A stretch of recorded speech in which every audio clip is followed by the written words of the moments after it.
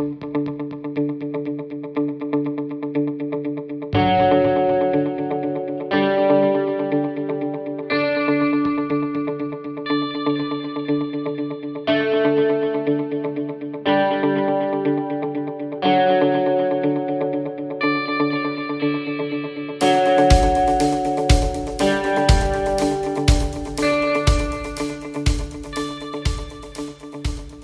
and welcome to the Gaming Camp podcast. As always, I'm your host Jack, and with me is my co-host Mark. Hello there. First of all, I would like to apologise for the fact that the last episode was uploaded about a week late. I have been having issues with Podbean, those issues being I forgot to pay my subscription to it. Still haven't, so this episode and the last episode have just gone directly to the YouTube channel, because Podbean will automatically upload all our episodes to YouTube, so I'll just switch that off so it doesn't come up as a duplicate. But we will upload those to Podbean when I deal with that. Another thing is we use Not My Place by Century 13 as our outro song, and their self-titled album released last Friday. Woo! So that would be the 13th of July it released. That is available on Spotify, Bandcamp, Amazon, and Google+. Find it, buy it, love it. They're a great band. I think we've mentioned it a couple of times before. They are a kind of pop punk rock-ish band. They're really good to listen to. I really quite enjoy them. Not My Place is my favourite song by them, which is why I picked it for our outro. They're usually touring in and around Glasgow, so if you can get tickets to go see them, I recommend it. If you can get a hold of their album, or if you've got Spotify, you can listen to it on there. They're really good. On with the show. We're going to do something a little bit different. Just a touch. This episode might run on a bit longer than usual. Kind of hard to see how, but let's have at it. So me and Mark couldn't come up with a topic to talk about like we normally do. We're lazy fucks. Yeah, that as well. So I asked some of our I asked some of our regular listeners to come up with things they would like to hear us talk about, rather than us just kind of talking about what we want to talk about. And we like to talk about anything and everything gaming anyway. So and some things not related to gaming. Yeah. So it didn't really matter to us what they picked in the way of a topic. So we have two topics. We're going to have Mark lead the first topic. We're going to do the news, and then I'll do the second topic after the news. So the first topic was suggested to us by a really good buddy of mine. We were technically married for a while, I suppose. We spoke to each other every night, all the time, for like a year, like voice chat and video chat, because we live across the ocean from each other. That would be Natasha, and she wants to know our feelings on Spyro, especially with the remaster coming out like this year. Yep, that is set to come out, I believe, September 21st. Yes. Oh, was that nod to go? Yeah. Bro, work on your... Oh, damn. Anywho, after such a very blunt segue. Anyway, this is more of a kind of opinion piece a little bit. I'm going to talk a little bit about schematic and stuff. Not much, because, I'm a fan, not a technician. So, there we go. Okay, so, like Jack said, or Jack clarified for me, it's going to 21st of September. Unlike our kind of remasters, for instance, take your Final Fantasy X HD. It's just a straight up remaster, just a bit of polish, shine. All they really did with that was upscale it to HD. That was all they really done. Yeah. They upscaled it to 1080p. Whereas, naturally, with a game like Spyro, which is actually probably about as old as we are, it feels at times. Yeah, it was released in 1999. Damn. I would have been 9 years old. Oh, I just feel so old. Anywho, I have to throw out the embarrassing realization. So naturally a game coming back from the dead from way back when is getting a complete overhaul. Every single part of the graphics is getting done up from the bottom up. So it's going from what we obviously remember back in the day as a pixelated dragon shooting pixelated fire to just straight up gorgeous art as it is now. It's going to be a lovely thing to see, because naturally it's like literally your childhood transitioning with you all the way just through your current status, and it's nice, but it's a weird feeling. Yeah. Like the games you get nowadays, and you're like, huh, Spyro's back in the market. And this is just, oh, what the fuck. No, it's because last year we've got, was it Crash Bandicoot as well? We got Crash last year. And I think next year we're getting Medieval. Seriously? Yes. Seriously? Yes. Oh, hells yeah, man. And Alan Fortescue, bring it on. I think this year we also got Shadow of the Colossus. It was Yeah. last year, early this year, was it not? Yeah, that came out to some massive fanfare. I can understand why. It was already a good looking game, but wow. Yeah, so like the remasters have been really kicking off this past couple of years. Indeed, I mean, the benefit obviously is, I think I read the Insane Trilogy is kind of coming out staggeringly, it's not all at once. Don't know if I can verify that. No, the Insane Trilogy is all out. Is all out? Yeah. All three, like the Crash Bandicoot 1, 2 and 3 all came out on one disc. Okay, cool. It's going to be the same with Spyro Reignited. Yeah. All three games, well, the first three games are coming out all together. Right. The benefit of that obviously is, obviously buy one, you got it. But another issue is it's coming out on all consoles at the same time. The only people are getting the kind of staggered release are the Switch and PC. Yeah, well, that's what they've done with the Crash. I thought you meant like the three games came out at separate times. No, it came out. That came out as a PlayStation exclusive for the first 6 months. Then it went to Switch, Xbox, and PC. Yeah, whereas Spyro's coming out for everyone at the same time, barring Switch and PC. Now it could be coming out later. Yeah, it's just because it takes a wee bit longer to port to them. Yeah. Especially with PC, because there's so many different graphics cards, CPUs, hard drives, sound cards. There's such a varied amount of hardware and so many different combinations that it does take longer to make games for the PC, just so that you can try and make it run on as many machines as possible. Yeah. I mean, so yeah, naturally the game is, like you said, it's been done up to hell. It's gone from looking like a pixelated mess by our today's standards to looking pretty damn beautiful. Yeah.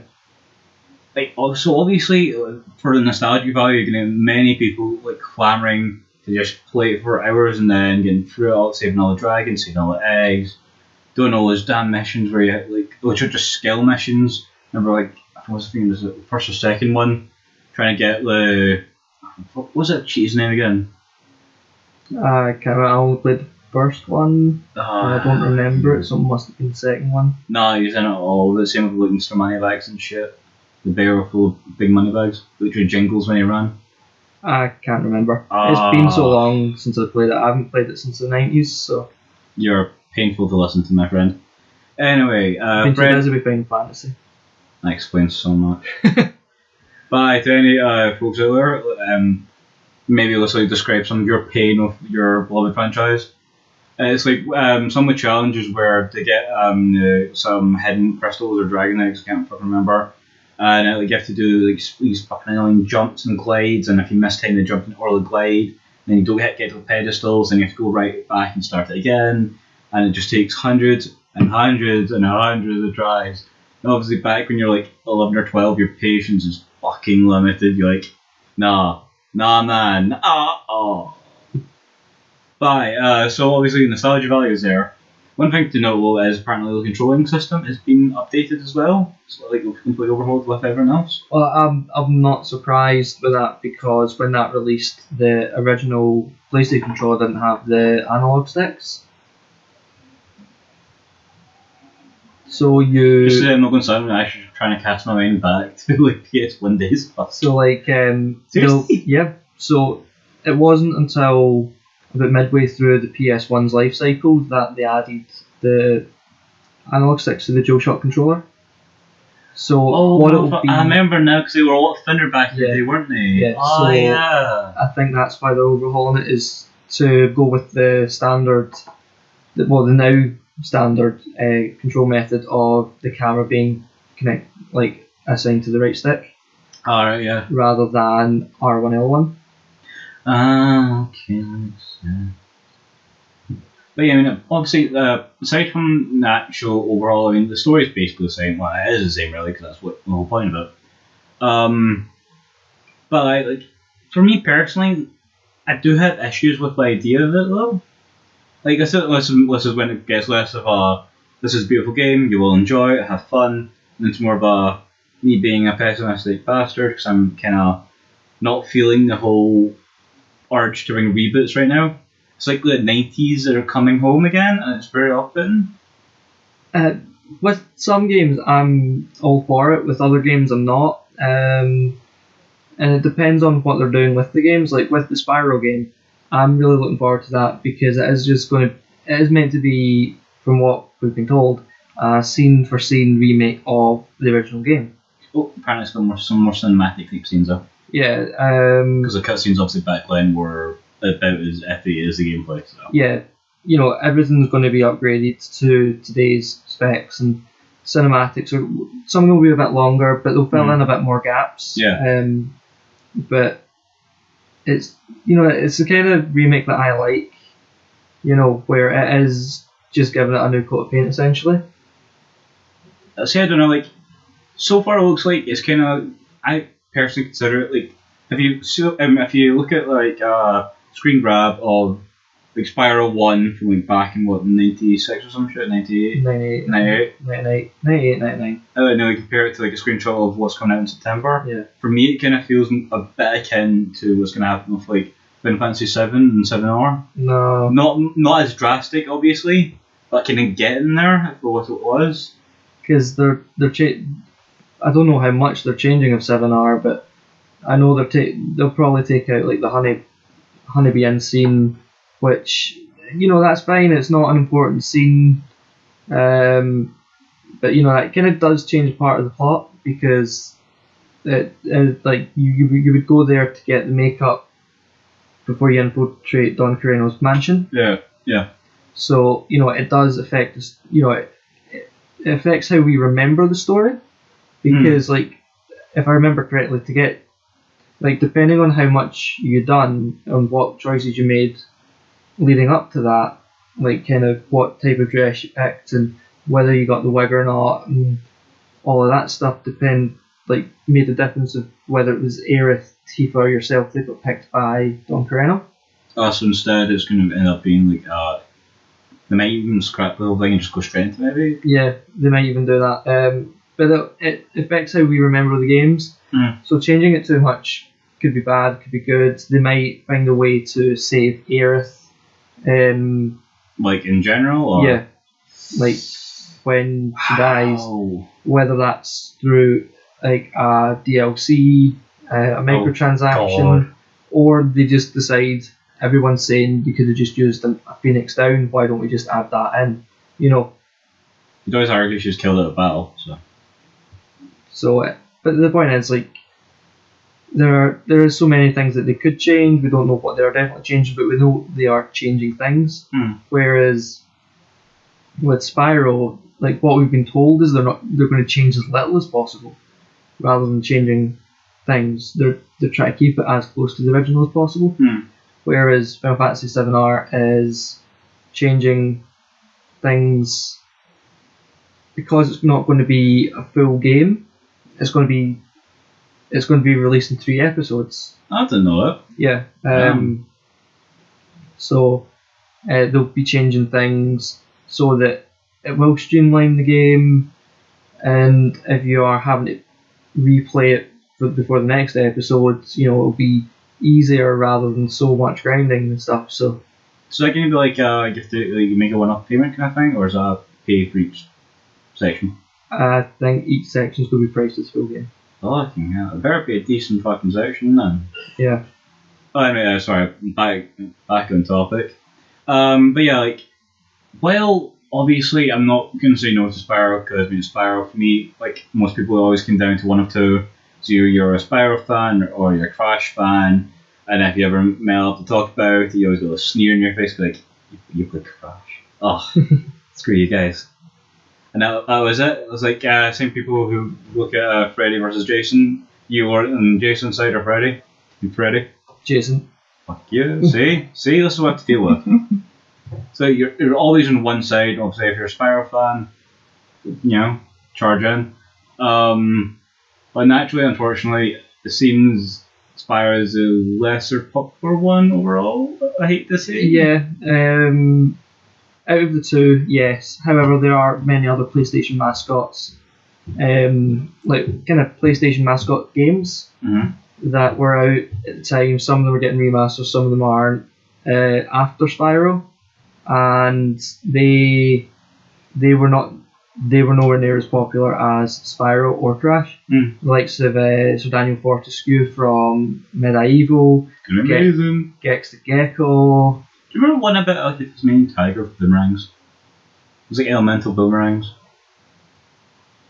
No, not off the top of my head.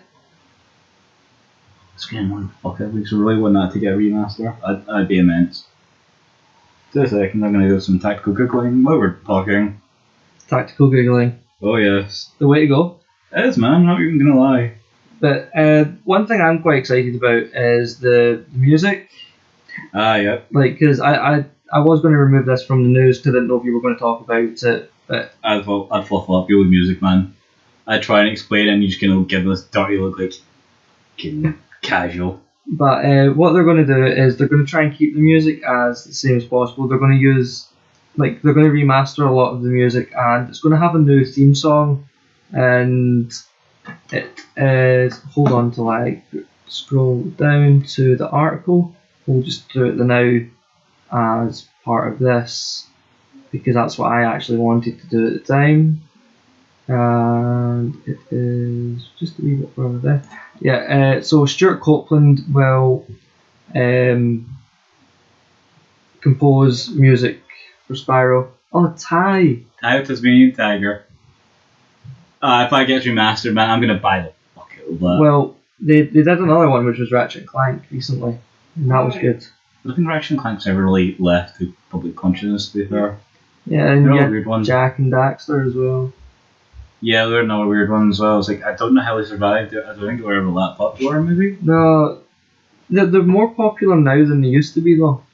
Which is just amusing when you think about it. Like, how the fuck? Yeah. Like, you just slip under the radar and you get through. What? No. Back the line. But, the Stuart Copeland is from the band The Police. Ooh, yeah. So that'll be really good. He composed the music for the original Spyro and its two PlayStation sequels, Ripto's Rage and Year of the Dragon. Year of the Dragon, man. Oh, you missed out, man. That was amazing. So the new theme is called Tiger Train. And this is a quote from Copeland, and includes some of my favourite themes from the original soundtrack, which I'm sure the Spyro faithful will appreciate. So it's going to have all the original music, just remastered, and a couple of new tracks. I imagine there'll definitely be some new music for the main menu. Yeah. Where you pick which game you're going to play. Because there wasn't an original piece of music for that, because they were 3 separate games, obviously. Yeah. Well, also, more articles I did read, though, apparently you can actually, like you said, it does include the original and new, so naturally it's all down to however you want to play it. If you want to stick to pure old school classics, you can charge them for that. Yeah, it gives you the option for the original music or the remastered tracks. Remastered version of the tracks. However, the only times that you don't get that option is when it is a new song for the game. Yeah. Because there isn't an old version of it. Well, yeah, basically. Obviously. Like, with the exception of the obvious, like, this track Tiger Train, it does give you the option whether you want to play with the original music and the remastered soundtrack. Yeah. Yeah, so ultimately, I think we are kind of realistically looking forward to Spyro. Definitely. Just the worry is that like this generation maybe doesn't take it as well. Perhaps, but there's enough people who grew up in that time playing games, like playing video games, that you will have enough people wanting to play it. And with the way that younger kids took to the Crash trilogy, I don't really worry about the younger generation not liking it. I just pin it all in the older, grizzled generation of us. Yeah, that would probably be true. But I think it's going to go down the treat, and I think everybody's going to love it. Well, everyone that buys it. I mean, realistically, my main worry is we just end up over this year and next year just having our entire childhood remastered and then sold to us again, and we're like, is this really all we get now? Is there any news yet? No. Well, I'm looking forward to a lot of new games coming out. I'm looking forward to some of the remasters that are coming. Spyro, Medieval's getting a remaster, like I said. I'm looking forward to that. I'm looking forward to games like Starfield and Anthem and Fallout 76. Yeah, okay, I'll give you that. Some big ass games are coming. Code Vein. There's a lot of new IPs and new sequels coming that I'm really excited about, and I'm excited about remasters as well, because it does let me go back to my childhood and playing games that I remember fondly from the days of the PS1 and PS2. And it'll play a lot, because I went back and I played Silent Hill about a couple of years ago, and I really struggled with it because the controls are just so janky. I played it back when it released, originally, and I thought, yeah, it's fine. Because you didn't fucking know better, man. And now that I've got... It's not even that, it's the fixed camera angle in some of the weirdest places. Alright. Because some games gave you the option to move the camera, but it was using the R1 and L1. Okay. But I'm so used to moving the camera with the right stick now that... Or if I'm playing on PC with the mouse, that I just found it really difficult going back to the days where it was fixed. You couldn't change the camera angle, you couldn't move the camera in any way except from going off camera into a new area. Oh, sack that, man. I get tiresome real quick. So I really struggled with Silent Hill going back to it. Yeah. So I would love to see... I know Silent Hill has been remastered and it wasn't great. I'd love to see it be remastered and it be awesome. I'd love it to take the classic charm of Silent Hill and put it into a first-person adventure. See that? I don't know, but that feels like it's taken away from even the original feel as well.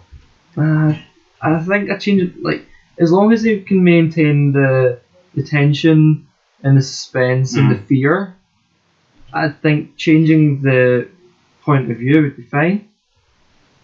See, this is where I get a bit ambivalent about many things when it comes to altering its core elements, I get. Yeah. Okay, this is an aside, but pure because talking about reboots, an idea of taking golden oldies basically and revamping them. Have you heard about what we're doing TV-wise? Did you ever watch Charmed? No.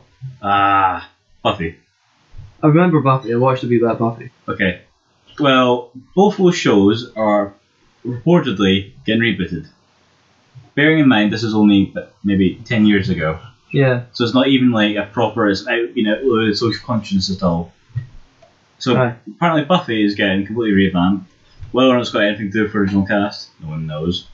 Charm's getting revamped. It's got nothing to do with the original cast. That is definitely known. Yeah. So everyone's it's insulting as fuck.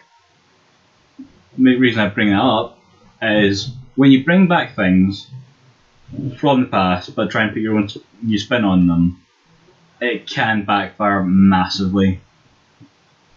While the idea of you put in a first-person perspective on an old game, but if you still market it as the same game but different, then that's when people can be like, well, it's not, is it? Yeah. I get it. I understand. Yeah. I just think it would be a if they were to change Mhm. any of the mechanics in Silent Hill, that would be the one I would change because I think it would ramp up the tension a bit more. Can like, what if we did like a, like in Skyrim we can like jump in and out of first person, third person? Yeah. Kind of. Aye, even that would work.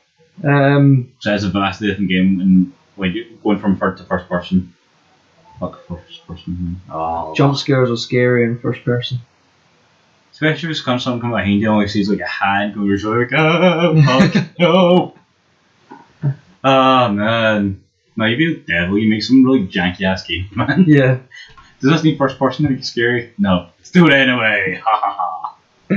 Should imagine Pokemon, you're walking along and you get shocked by some random Pikachu you didn't even see. Oh man, I wouldn't play Pokemon in first person. That'd be some mental shit. Not because I would crap myself from getting shocked by Pikachu's, because I would just like be wandering in a straight line and I would miss Pokemon left, right and centre because they're spawning behind me. How so that'd be. No, imagine this, right? But like it's proper atmospheric, yeah. So you're walking along, it's literally quiet because there's nothing else around, just you. All you hear is rustling. It's all like it's like Pallet Town, but this is your first time out of Pallet Town. All you hear is rustling, so like fucking Rattatas. But you have no idea what about Pokemon. All you hear is oh, fuck. And all of a sudden you're surrounded by mice. Wait, what the fuck, man? Pokemon could easily be a horror. It just doesn't want to be. Oh, especially Lavender Town. What was the name again? Pokemon Tower. Oh, The grave site. way, man. With all the ghastly. See, honestly, if you give the Pokemon IP to anyone else, they could turn that into a legitimate horror. I mean, even Cubone. Yeah. Where's his mother's skull? Yeah. That's nightmare fuel, bro. Yeah. All you need to get is one Cubone is got one that's a bit too fresh, and you're like, what the hell? I've got Pokemon! Why is it bleeding? Oh, man. Anyway, sorry about that massive detour. I did warn you, Jack, it was always going to go off track. That's fine. Don't mind that. But yeah, in general, Spyro, back to the main point, Spyro does look amazing. If you want your childhood back, go buy it, and admittedly, you're going to love it. It looks amazing. However, I do feel that with it coming out in September, it's going to be, like, for some gamers, it's going to be a kind of tough one to get yourself to buy, because I know how many people are really, really excited for Spider-Man, which comes out at the start of the month. That's a very, very good point. So, like, I don't see Spyro doing as well as we're hoping it would do, like, sales-wise in the first month. Well, I never really thought it was going to be a pure railroad, if you know what I mean. I always thought it'd be like a low-key success. I imagine it's going to blow up at Christmas. Like, I imagine Christmas time comes and it's just going to sell through the roof. Really, 3 months later? No, like, you know, through September, October, November, December. I like, suppose. When everyone gets it for Christmas. But, you know, kind of buying it, you know. Consistently? Yeah. Alright. But I'm talking about, like, kind of the amount of people playing it and, like, seeing people stream it. Yeah. That's when it's going to get, like, super popular, is round about Christmas when everyone ends up getting it for Christmas. That's my view on it, because I think more people end up buying Spider-Man. Well, I mean, Spider-Man does look absolutely amazing. Yes. Like, graphically, I didn't think you could get a Spider-Man that looks not only realistic, but it just looks amazing. I mean, never realised amazing is such an overused word with me, but gaming nowadays, you can't help but think, damn. Yep. Anyway, yeah, before we get well off points, I think you've got a point to do with that later on. We should maybe save for then, or? No, we've already done it.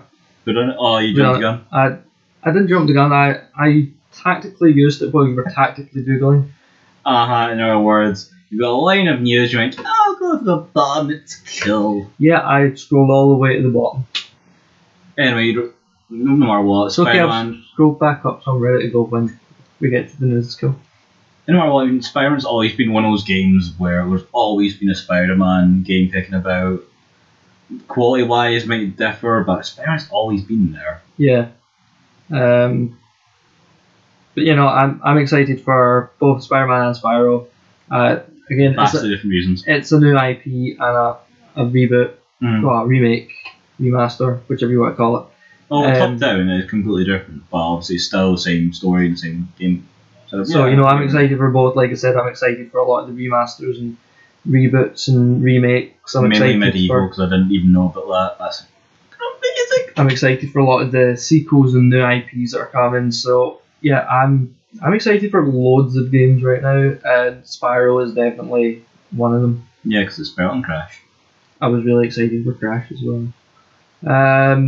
One thing I will say is I imagine that the remake will be similar to the Crash remake, where it's either been that long since you played it, or it's going to play a lot more fluidly with the analog sticks rather than the D-pad. Okay. That it's going to feel a bit harder. I imagine so, but then you're going to get like pure 10-year-old kids playing it, flying through it, and we're like, I miss those days. Yeah, because we'll still be used to the old control style. We'll pick it up and instinctively go to the old controls. That's going to be a pain in the ass. It'll be fun though, I can imagine it's going to be fun. I'm curious to see if they do anything to integrate the touchpad on the PS4 controller. Oh, hope not. I'm not really all that bothered either way, depending on what they do.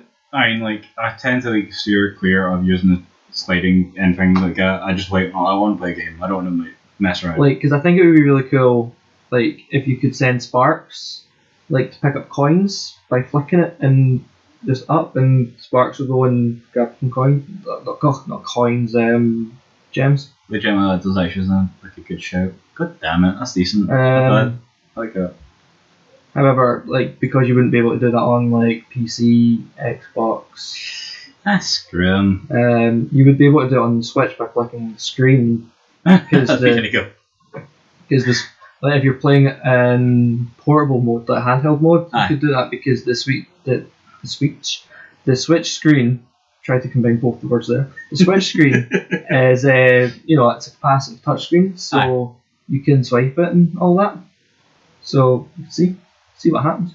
Yeah, we have no idea exactly what we're getting, just roughly for assumptions. I mean, I don't want them throwing in compatibility with the Switch screen and the touchpad on the PS4 controller for the sake of doing so. Yeah, no, it needs to be properly necessary. If it's a really cool mechanic that would make the game slightly easier, then make sure it's accessible for every game. There's no point having one game having tons of additional shit and everyone's like, huh, yeah, that's bullshit. Fair enough. Or if it's something that would be like I said, flicking the screen of the pad, and it sends sparks out to I'm not talking about go all the way across the map and grab gems. I'm just talking about just a wee bit further a radius than normal. Yeah. The sparks would pick up the gems for you anyway.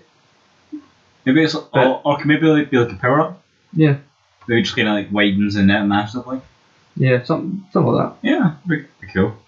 There's bound to be some little additions added in, purely just to surprise old fans. Yeah, and make use of current technology as well. Yeah, there's no point making the top down a better looking version of the original without thinking, well, this was done then, can you not make it a bit better now? Yeah. So, yeah, no, definitely excited. I'm excited to see if they do add any new additions to it. And as long as they don't add things just for the sake of adding things, that everything that they add has a reason for being added. Yeah. Then I'm all good with that. Yeah, and ultimately, good idea. Charge, it's gonna be awesome. So are we moving on to news? The next one, the news. So we've got quite a lot of news. I may or may not go through all of it because there is a lot of news, and we've still got to do yet another topic. So we will see how much of it we get done. I might just skip a couple. Just pick the good ones, maybe. Just pick the good ones. That's crap. Leave that one. Every news item's a good news item to someone. Well, if it's like that, and some people are listening to the wrong podcast. First up is Niantic have announced an animated series coming to Netflix this autumn, and it is based on their game Ingress, which will tell the story of two characters, Makoto and Sarah, who develop paranormal abilities from exotic matter leaking through into their world. They will uncover a company abusing this matter to experiment on humans, and they try to take this down. Ingress the animation will introduce an antagonist named Jack, who will also debut in the new game Ingress Prime. That was announced. The new game Ingress Prime was announced in 2017. Niantic, as you know, probably know, are the guys behind the Pokemon Go game. So they made Ingress, and then they built upon Ingress to make Pokemon Go. Now they're building upon Pokemon Go to make Ingress. Ingress is still a very popular game. Okay, despite the fact I've not heard of it. It's not that popular in the UK. Worldwide, generally. So, Sure. 20 million downloads? I could easily just been like Japan, man. Yeah. But I believe it was more popular in the States than it was in Japan. Huh. Fair enough. So Ingress Prime does not yet have a launch date, but we do know that it's being worked on. So, yeah, that's going to be... I think that'll be quite cool. It sounds interesting, at least. Yeah, so what do you actually do in the game, though? You move about in your real-life environment, take control of virtual portals for the side you choose. Kind of just like Pokemon Go, but not Pokemon, to be fair. Fair assumption. I might download it and have a try and see what it's like. Just to give like a proper... so I get a proper idea of it, yeah. Subjectivity of it. Good. As always, I like to try and include a wee bit of Switch news in this podcast, despite not owning a Switch. It's like talking about really expensive cars you don't have, but they're pretty to look at, so let's talk about them. I like the Bugatti Veyron. Oh, good lord. Kill me. Or the Lamborghini Diablo. Okay, my joke backfired. Ah. Actually, to be fair, see if I could have a car. See if I could just buy my own car right now. Yep. I would get a Ford F-150 Velociraptor. You made that up. No. Motherfucker, no car designer said, do you know what this car should be called? What? The Velociraptor. Well, Ford make the F-150 and they make a sporty version called the F-150 Raptor. American company called Hennessy, they super tuned it and called it the Velociraptor. They added velocity because speed. So they made a damn pun and named their car after the pun. Motherfucker. And it is probably the most powerful road legal production pickup there is out there. There are more powerful pickup trucks, but they're either not road legal or not production. Fucking hell. So they're either made for racing on tracks, or they're tuned up by someone post like after buying it. Sorry, did you say pickups? Pickup. And you said racing. Yep. People race pickup trucks? Yep. The fuck? Really? Yeah, NASCAR. They race pickup trucks? Yeah, you've got the truck series and the stock car series. Huh. What the fuck's a pickup truck and thinks, I'm gonna race in that? People who drive pickup trucks, obviously. Bastard. Why wouldn't you race a pickup truck? Man, they're like big monsters. Yeah, it's more of a challenge. The things handle like boats. That's like thinking, like, I drive a 4x4. Oh, you drive a 4x4. Mun then. I would do that. You fucking would do that. That's fucking Never mind cars, man. See, if I could, I would race 18-wheelers.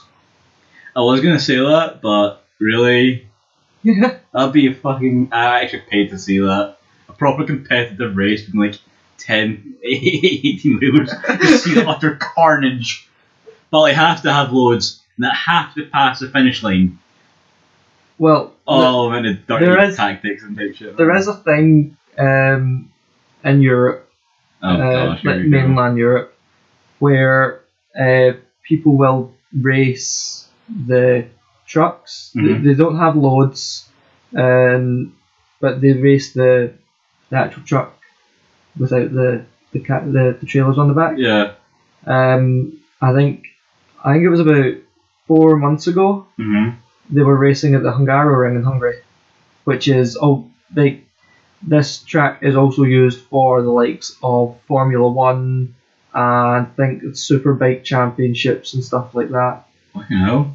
like MotoGP and all that.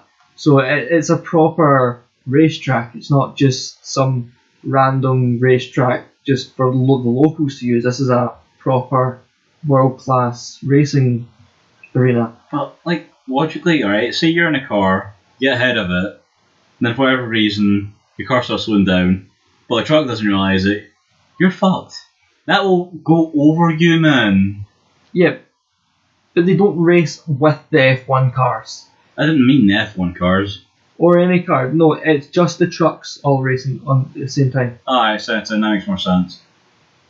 I think the only car on the track is a safety car if required. Ironically, the safety car's the most in danger. It's like, are you sure I could go to this?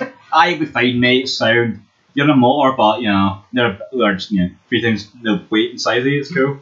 But, no, so there is actually truck racing, there's pickup truck racing, there's 18-wheeler truck racing without the 18 wheels, it's only 6 wheels. But Folk race in, man. yeah. I'm so Why shocked. not? Why not? Why not? Death seems like a good reason for why not. In the States, you get lawnmower racing with the ride on lawnmowers. That sounds kind of fun, though. Yeah, I would do it if I had a ride on lawnmower. You would be tempted. You sitting on and think that's a fucking company. Huh? I can get a decent speed. Wait a minute.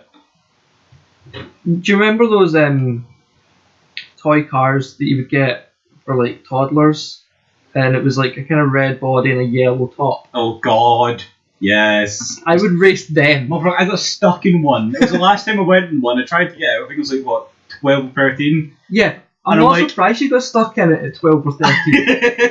I was a dare. Shut up. Oh man, that was painful. I got into one when I was 17 and didn't get stuck. Man, that's because you're unusually skinny. I'm not unusually skinny. He is unusually skinny. I just- Well, he was unusually skinny then. He's now. I just figured the easiest way to get out would be to tip it back and then slide out the footwell. Whereas I tried to just crush it basically. It didn't work very well. See, you got to think more. Think more logically, Mark. Someone's about to have his beard yanked. Yeah, you. Ah, there it is. That's like boss abuse, that's what that is. Every time you abuse me, that's elder abuse. Well, you are getting a bit grey there. I'm not getting grey. Oh, and the seed of worry has been planted. I'm not getting It's grey. gonna wake up at night going, am I going grey? I'm not going grey. How sad is it? We've got to a point in our lives where we make jokes about going grey. Fuck's sake. The even worst thing about it is we're not even that old. We're only in our 20s. Late 20s. Doesn't matter, still 20s. He says worriedly, like, shut up! Anyway. Oh, fuck. Back to the topic at hand. Before we die, you know. Before we go on for an hour talking about grey hair. As I like to often do, I have a bit of Switch news, and it's actually regarding a game that I've been playing on the PS4 recently, called Warframe. Warframe is coming to the Nintendo Switch at some point this year. Mm-hmm. It's not got a specific date yet, and it's a fantastic game. It's a third-person shooter where you play as a Space Ninja, aka a Tenno. And yeah, it's so much fun. Wait, it's a first-person shooter and you're a ninja. That sounds a bit counterproductive. Well, you at the moment I'm using a bow and arrow. Okay, that makes a bit of sense. But A little bit. You can get crossbows, Mm-hmm. single swords, dual swords, bow staffs, kunai, shurikens, glaives, shotguns, assault rifles, sniper rifles, handguns, dual wielding handguns. Yeah. New Age ninjas, man. Oh, yeah. Yep.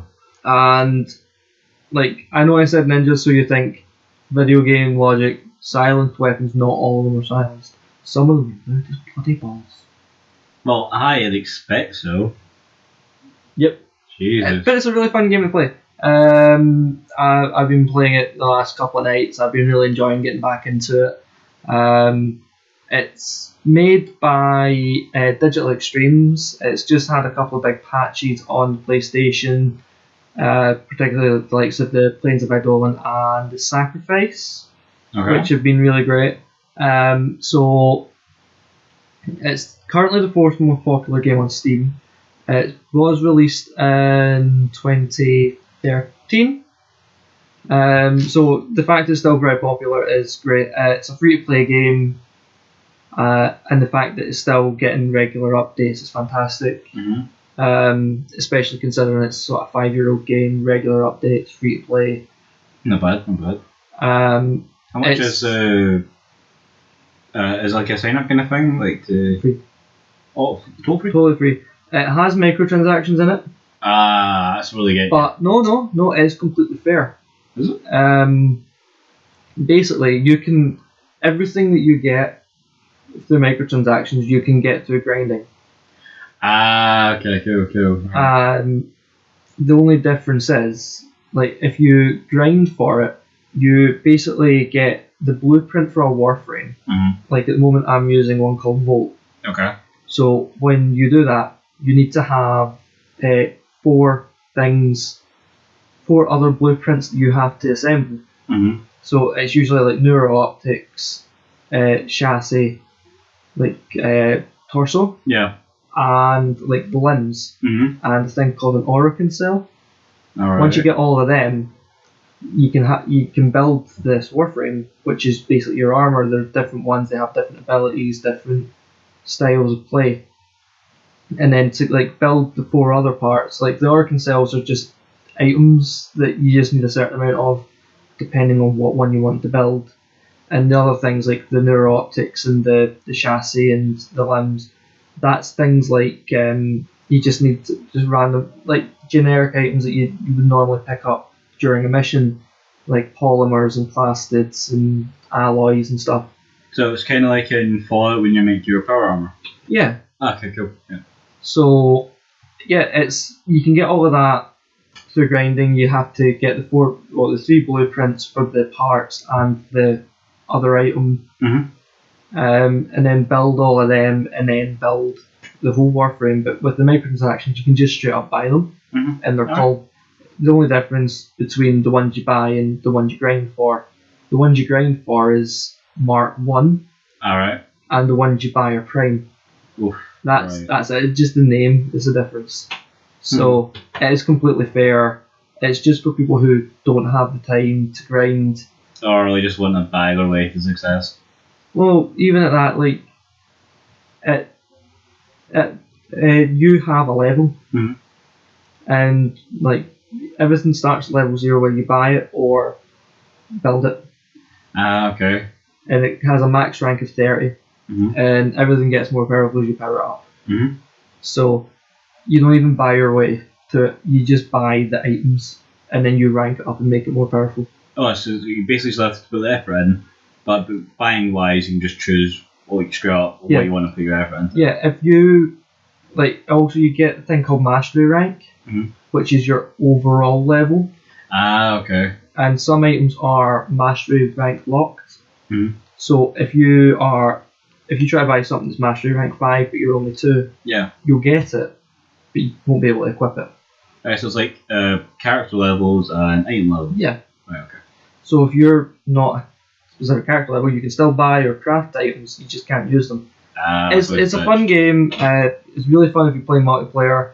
One of our first streams as Gaming Kin was myself and Josh playing Warframe. We done, I think for about a week we streamed it every night. It was so much fun. We were just messing about. I was trying to get an achievement where I only used my melee weapon, and to make sure I went for that achievement, I unequipped my pistol and my main ranged weapon and just ran about with a bow staff, and it was hilarious. Mental. Do you at least get the achievement? Yeah. Okay, cool. I got it like the first day, but then I kept just using the bow staff for a while on its own because it was so much fun. That does actually sound like you. Yep. Let's make a hard game even harder. But no, it's so much fun. I'm excited that it's coming to Switch. The only problem is that it's not going to be cross-platform. Okay, right. Because PlayStation doesn't want to play ball with cross-platform. Because PlayStation is the best. You want to play with PlayStation? Get a PlayStation. Yeah, I suppose so. This broadcast has not been funded by PlayStation. However, it should be in future. The only reason we say this is because we both play PlayStation. We're both Sony. We're on the Sony fence. Well, in Sony camp. Yes. Camp Sony. Woodwood. The only way I would leave Camp Sony is if I was going to go back to Nintendo. Correct. I just think Nintendo. But the problem with going back to solely Nintendo is there's not enough Final Fantasy there. There's no Final Fantasy 14, basically. Yeah, basically there's, yeah. No, I'm good. Your Final Fantasy dog, man. Kills, man. Always Final Fantasy. The next item on the news is Nier Automata. The novels are being translated and released in English. They will be published by Viz Media. That they come out October 9th this year. So you're going to get Nier Automata, long story short, and Nier Automata, short story long. That's actually coming in spring 2019. So these are, long story short, is the novelization of the game, and it also includes extra items to help you understand the game a bit better. Short story long is a collection of short novels set in the Nier universe, but isn't directly related to the game. Oh, so just going to add more flavour to your game, then? Yeah. Short story long will include 2 original stories, Emil's Recollection and Your Hat version 5.01. 5 previously released stories will appear alongside them: The Flame of Prometheus, Orbital Bunker Observation Diary, Memory Thorn, A Much Too Silent Sea, and Small Flowers. So they're coming out in the future. Anyone who plays Nier will probably love them. Anyone looking to get into Nier should probably read them, get a bit of an idea of what's going on, either before or after playing Nier. Really. Oh, and just to kind of highlight the canonicality. Whether or not it's canon. Aye, fuck it, going for that. It's been penned by Jun Aishima and Nier Slash creator Yoko Taro. Yeah. And they have already been released in Japan. So they are just being translated and re-released over here. Should be cool if you're a big fan. Or if you just like stories, because I've not played Nier Automata, but I really want to play it because it looks like it has a fantastic story. It looks like it has great gameplay. It's a game that I was really interested in roughly about the time it launched, and I just never had the money to buy it. And the curse of most gamers, unfortunately. Curse of gamers like me who work part-time in a paying job and part-time for free doing YouTubing and podcasting. Does this really work? Is this not a labour of love? A labour of love is still work. I don't know if it's still labour, but you know, you lose your fun. You're one shot. Find a job you love, and you'll never work a day in your life. You'll still get paid for it. I don't get paid for this. I want to get paid for this so I can spend more time doing things, you know, like streaming and writing the podcast and researching other video series. I don't have the time to do it, which is why, kind of, with the exception of the podcast, everything else is a bit sporadic. So if I were to get paid for doing this, I would be able to focus all my attention on it, and the quality of a lot of the things would be better as well. Yeah. Because I don't have to do it around work, like being up till like 4 or 5 in the morning, writing podcasts and researching podcasts and video series and stuff, because I've been working all day. But no, it's fine. He says, broken man. Yes. Next up, Bandai Namco have delayed their game Code Vein to 2019. It was meant to be released this September. It's been pushed back to further refine gameplay in an effort to exceed the expectations fans already have. It's going to be a kind of vampire-like JRPG. I've seen kind of snippets here and there. It looks good. I'm kind of hoping to get it. That's all I really have to say on that. Yeah, essentially it sounds like it's just anime's answer to Dark Souls. Yeah. Like if you want to get your ass handed to you, like Dark Souls but an anime, this is a game for you. Yeah, and it makes sense that it would be kind of Dark Souls-ish, because Dark Souls is a really popular game, and it's like with the remaster just come out, even more popular, and that is published by Bandai Namco anyway. So I'm not surprised that with Dark Souls or Dark Souls-like games, with the likes of Bloodborne and Neo being so popular, Bandai Namco would want to cash in on that genre. Yeah. So yeah, that's coming a wee bit later than planned. Still looks good. Hopefully, the time they take to polish will be well used, and it will really make that game stand out. Monster Hunter. I've spoken a lot about Monster Hunter over the last few podcasts. With their Final Fantasy crossover, the new game coming out for the Switch. Well, Capcom is making they're doing an animated special in 2019. So it's going to be called, I think it's going to be called Monster Hunter Legends.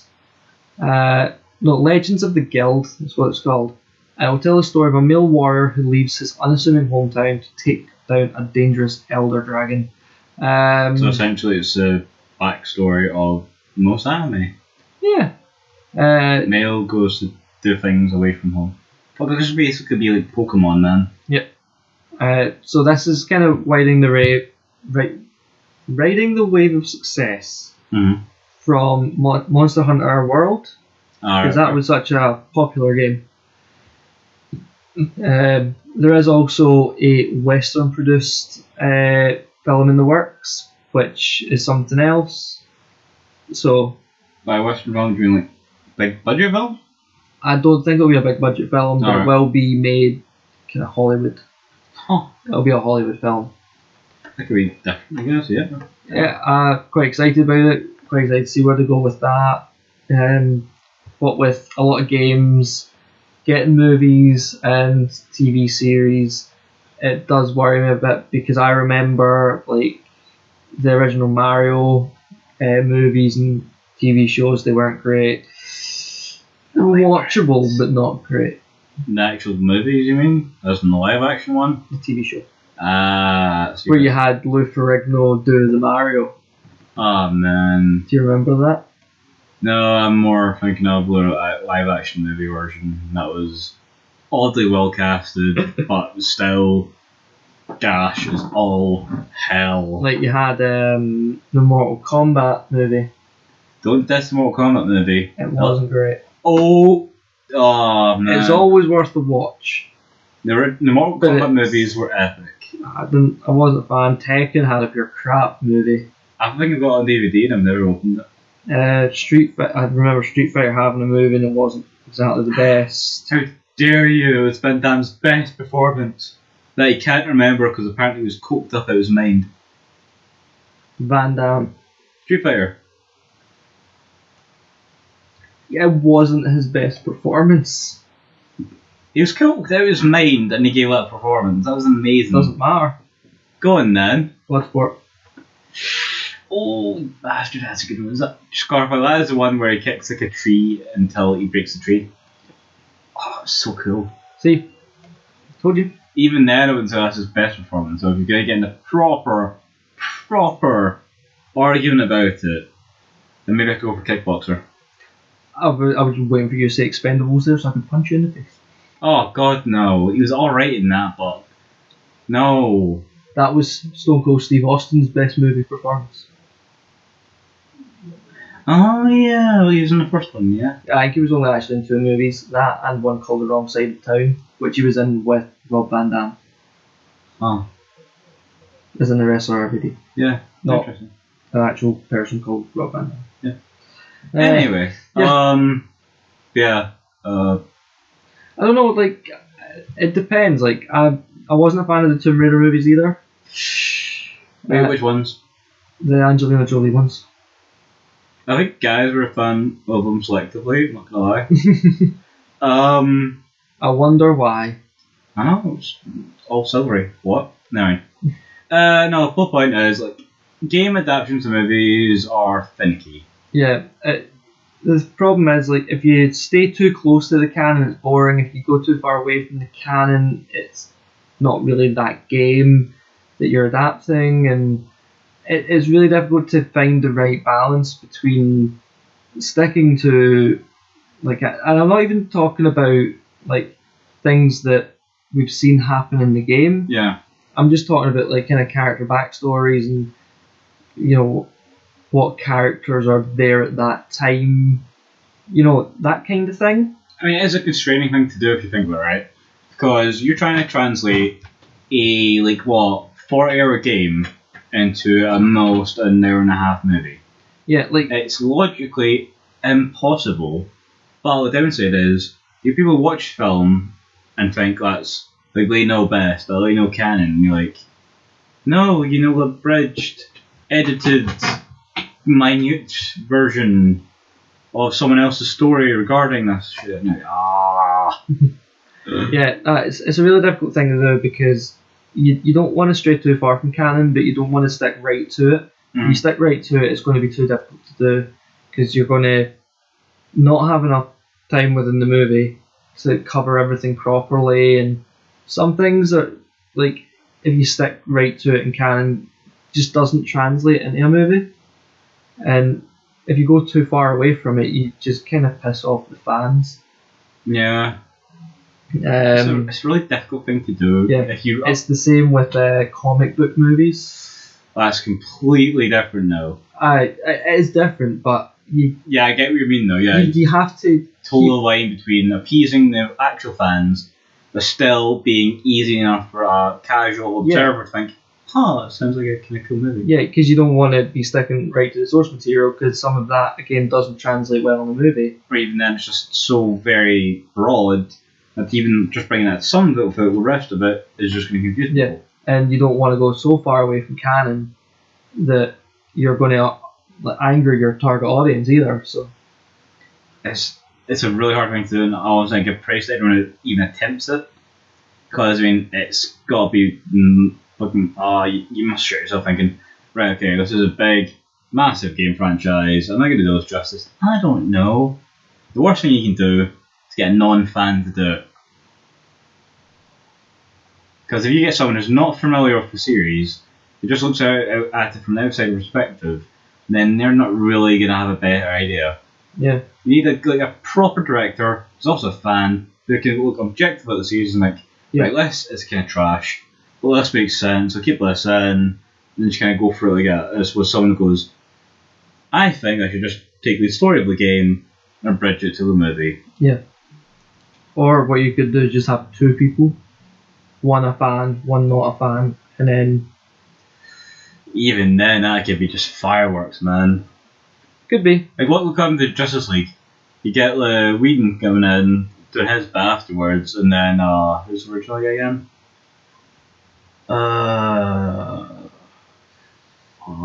Can't remember. Anyway, you get the guy who originally done the majority of Justice League. Apparently his was too dark. Then Joss Whedon came in, did his take, and then you just get a lot of fucked up abridged mess. Like, this doesn't stick to one thing at all. The fuck. Yeah, no. Anyway, continuing on with the news. Apologies again. Epic Games have announced the first official pro Fortnite series. with a combined prize pool of $8 million, which will be awarded across 8 weeks of competitions. The first competition was Duos Mode, which was, I think, last weekend, and that had a prize pool of $250,000. The competitors for the first event had been chosen by Epic and notified via invitation. While this is the way Epic chose the participants at the time, they announced that there will be ways to qualify for future events, just because it was the first of the series. So this is the first we've heard from Epic about esports since the Pro-Am back at E3. And we don't know if this is going to have anything to do with the Fortnite World Cup that they're talking about doing. So it'll probably have some impact on the Fortnite World Cup in the way that people who perform well during the Pro Series will have a better chance of qualification.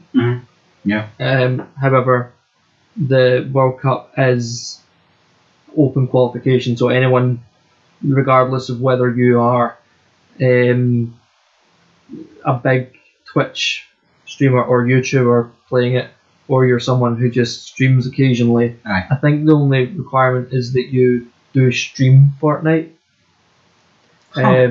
just so that people can see you playing it, really, so they can see how good you are, how bad you are, how much you enjoy the game, so that they can pick you. I suppose. I think that's probably the only requirement. And any actors or people overdo it trying to get into it. Yeah. On the note of Fortnite, there was a game called The Culling 2, which picked the worst time to launch. Emphasis on was. So, PUBG had just opened its test server, and Battle Royale's 5th season had just started. So it makes no sense to me why a developer or publisher would go, let's release our Battle Royale game today. You know, just as the two biggest Battle Royale games were at the point where the most people were going to be in their games, they go, let's release a competition to it. Some unproven game. Yeah, it's just unfortunate as fuck. Or it's just horribly investigated. Like, at one point, there was one player in the game according to Steam charts. Like, this is a 50-player Battle Royale game. Its all-time high was 249 on its debut, June 10th. So, yeah, it was a really weird time to launch the game. It's really not done well. Fans of The Culling haven't particularly liked it, because it has been a bit of a move away from the original game, The Culling. That's one of the biggest things, right? You cannot get a fan base for one format of game, then bring out a sequel, abandoning the said format. Well, the game, the original game, was billed as a Hunger Games-inspired multiplayer first-person shooter involving 16 players armed with high-powered rifles and brutal melee weapons. So it was kind of a Battle Royale game. Hunger Games-inspired? Motherfucker. Really? Yep. Damn, that's a So it was kind of a Battle Royale game, but it was a kind of small map, small skirmish kind of thing. Rather that's more tactical than what they went with instead. Yeah. It didn't go well. It has since come off of the marketplace on Steam, PlayStation and Xbox, and the developer Zavient have given refunds to anyone who has bought it. So basically they done fucked up majorly. Yeah. Jesus fuck. Are you a fan of The Binding of Isaac? I am not, unfortunately. However, after looking at this, I might become one. Do you remember our pal Chris? Yes. I often see him on the PlayStation playing Binding of Isaac. Okay. So he will love this. It's got a card game. It was crowdfunded on Kickstarter, and it hit $1.2 million, which is about £1 million in our currency. Insane.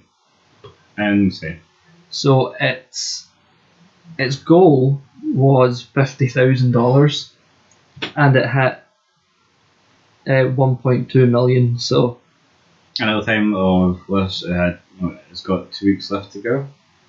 That's yeah, insane. I think it's about a week and a half. That's insane. Damn. So yeah, so it's probably even higher than that now.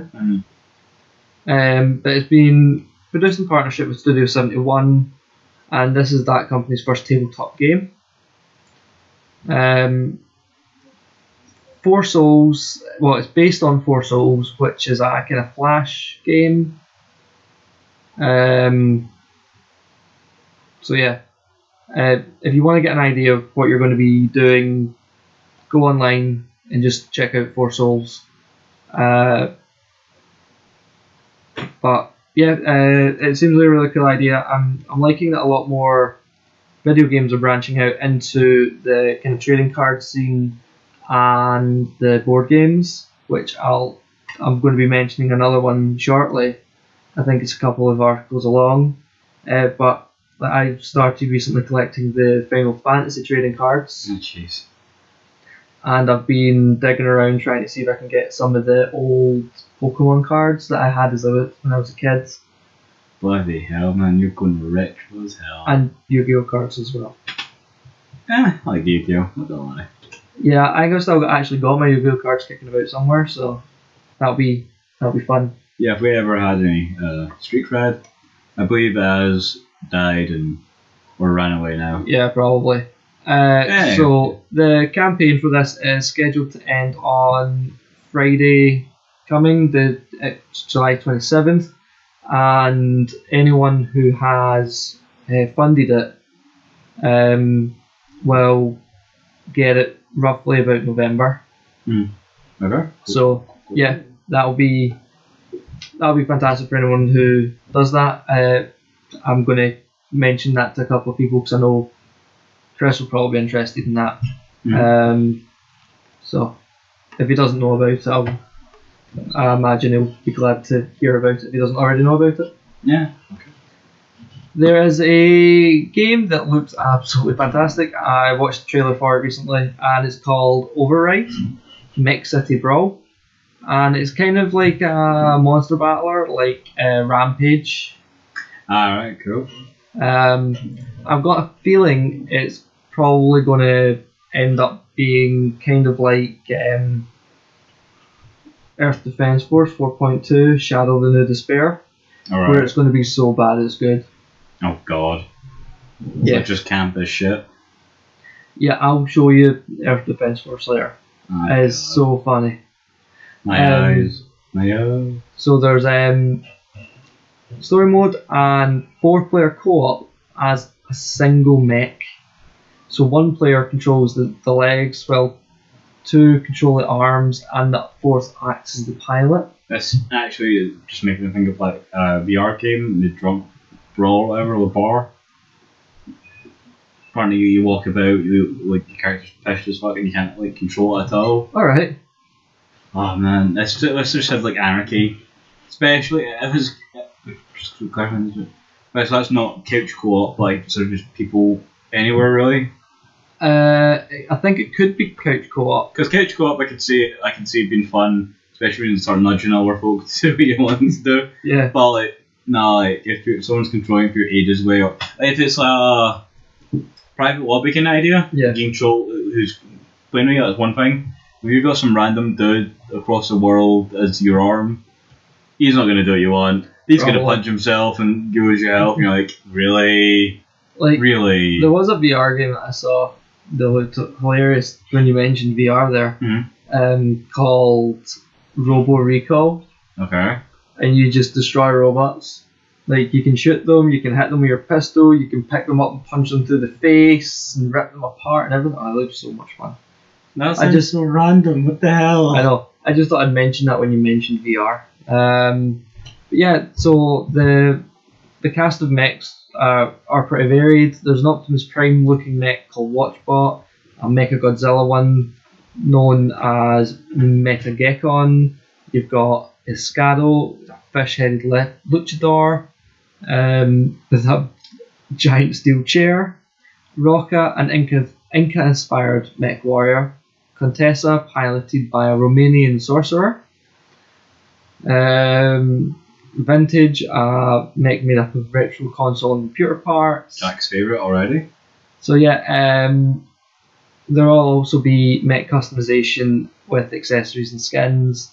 It's in development for PS4, PC and Xbox One, and that is scheduled to come out December 4th.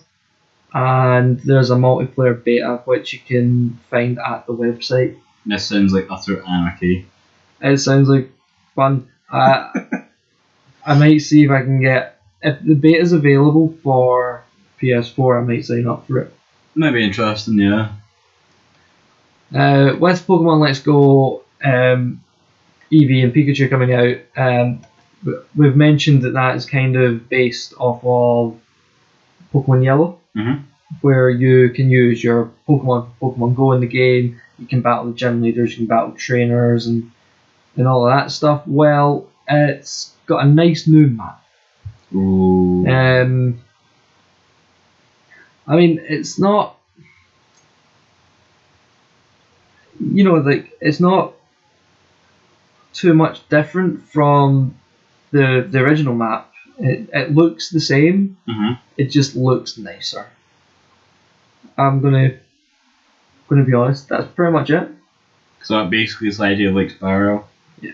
It's just taking your childhood That back map but making looks it pretty. Yeah.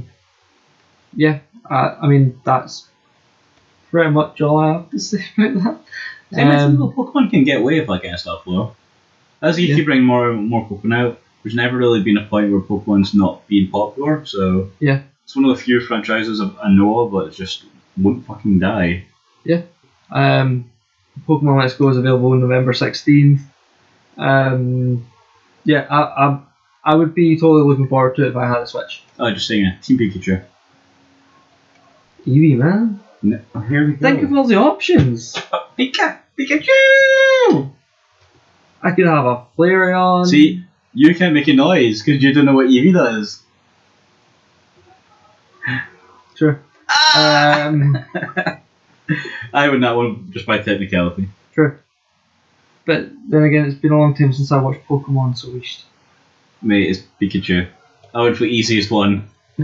Yeah, no, I can't remember what Eevee does though. I've been so long since I watched it. Evolves, that's all it does. Yes, but so many options. Yeah, well, I suppose it does vary. Like, if it is random, for instance, then you're screwed. Or if it actually takes after with proper Pokemon games. Like, well, in Pokemon Go, yeah. When you have an Eevee, you have 25 Eevee candies, you can evolve your Eevee. Yeah. Now, if you leave your Eevee named Eevee or give it a nickname, unless you give it a certain nickname, it'll just evolve at random. Yeah. However, if you call your Eevee Rainer, it will evolve into a Vaporeon. Yep. Pyro into a Flareon. Sparky will become a Jolteon. Tamao will become an Umbreon. Sorry. Tamao. No? Okay. Tamao. Ah, okay, cool. And Sakura will become an Espeon. Damn, I wasn't so sure. I heard about the elemental ones. I didn't know about lower two though. That's cool. Now, however, anyone who just heard me say that, there is an Eevee Community Day coming up on Pokemon Go, where you will get extra candies for Eevees. Eevees will be more prevalent and stronger. They'll be more common to find, stronger, and if you catch 5, you increase your chances of finding a shiny. Now, there's a possibly stupid question I'm going to ask anyway, because I'm kind of stupid. Shiny Eevee, see you evolve that. It'll evolve into a shiny evolution. Ooh, that sounds kind of cool. So, if you have named and evolved any of them, you will not be able to name and evolve them again. Like you can name your Eevee Pyro, evolve it, it'll definitely become a Flareon the first time. Yeah. However, if you do that a second time, it won't count it. It will evolve it at random, so you might end up with like a Vaporeon called Pyro. So if you haven't already evolved them using the nicknames, I would suggest saving that for the EV Community Day for sure. That sounds like a good shout though. However, if you have already done it, then you're going to have to catch a lot of EVs, use a lot of pineapple berries, and just hope that your shiny EVs don't all evolve into the same one. Could you imagine? Could you imagine being out like? Well, I say it's EV Community Day. It goes over 2 days. Okay. So there's 2 days to do it, but you could end up with like 9 shiny Vaporeons and nothing else by the end of the day. That'd be so upsetting. Almost like having like 5 or 6 Zapdos. What's wrong with having 5 Zapdos? It's fine as long as you don't brag about it. I don't brag about it. Oh no! Another Zapdos in my team. What will I do? No. I'm not bragging about the fact that I caught 5 Zapdos today. I was getting annoyed at the fact that against a Registeel, it decided the best Pokemon to put up was a Zapdos 3 times in the one party. Oh no! Another Zapdos, another legendary Pokemon. Oh no! Stop mocking me. Never! Any user.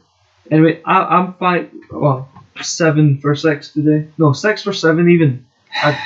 I got none. I got 5 out of the 6 Zapdos and I got the Registeel, okay? I'm pleased with myself. I'm not so much. So, jump. To be fair though, I've been playing longer than you, so... You've been in a lot of things longer than me. Sure. Hence grey hair. I will slap you. The worry's definitely there now. I will slap those glasses right off your face. Oh no. Anyway. Yes, it's begun. Shut up. Stop mocking me. Anyway, more news involving Epic Games. This time, total good guys for us, I will admit.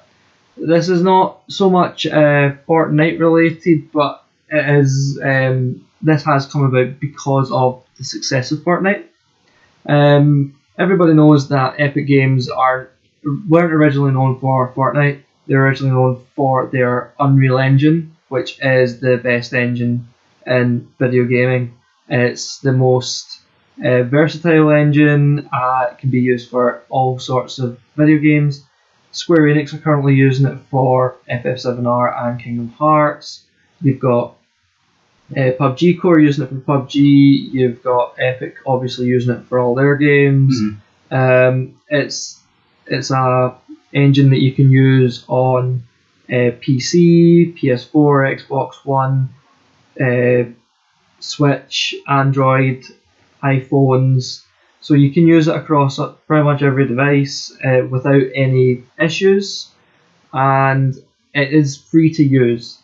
So Epic have been giving away the Unreal Engine 4, the current one, for free for developers to use. And with when companies give away the engine to use, normally they charge you for the engine, mm-hmm. and then charge you kind of royalties when you release games on that engine. Now, for most of them, and this was originally the case with the Unreal Engine as well, the split was 70-30, so for every £100 you made, Epic Games took 30 and left you with 70. Yeah. Profit. This is like kind of once you're in the profits, mm-hmm. and so it's not just all the money you make back, it's all the profits is split 70-30. Well, with the success of Fortnite, Epic have been making a lot more money, and they've changed the revenue split to 88-12, and this is retroactive. So any developers that have used Unreal Engine 4 since 2014 will get money back to equal it out, so that it's as if they've been paying 12% to Epic rather than 30%. Holy. So it's not just bringing the cost, the revenue split down, Yeah. and making it more profitable for developers. They're giving money back to developers who've used their engine in the past. So essentially right now it's good guy Epic Games. Super good guy Epic Games. Now, not only that, Epic did recently also make $2 million worth of assets from their game Paladins free to use. Yeah. Because we were talking about this last week. Yeah. Not last week. Last time. So, yeah, this is like, you've got a free engine and free assets. Now, you only need to pay Epic Games 12% if you make money off of the game. I mean, that's insane. So if you make a free-to-play game, you don't make any money off of it. Yeah. So you don't need to give them money. I mean, damn. So yeah, it is a fantastic one. This is not only driven by Fortnite's success, but the Unreal Marketplace, the Unreal Engine Marketplace, where they sell assets created for users of the Unreal 4 engine, and they also sell games to players through this marketplace as well. So yeah, it's fantastic that Epic are they're opening up game design for so many more people, because it used to be a case that to make a game you had to get the engine. Yeah. And again, I say make a game you need to get an engine. You don't, because you can just code it in Flash. But Flash is kind of dying out because generally using Unity or Unreal Engine. So to use them, the fact that you can use them for free, it gets people into game design and all that. It's fantastic. I'm loving what Epic is doing right now. It is really quick. I mean, any small developers trying to make money right now must be fucking jumping for joy. Building that awful stuff. Like, the marketplace is rather small compared to things like the iOS store, the Steam store, Google Play, Xbox Marketplace, and the PlayStation store, because there's only about 5,000 products. But they're hoping that doing this, they will get more stuff made in the Unreal Engine 4 on the Unreal Marketplace. Yeah, I don't think that's going to happen. I mean, price point, you're going to get a better deal anywhere.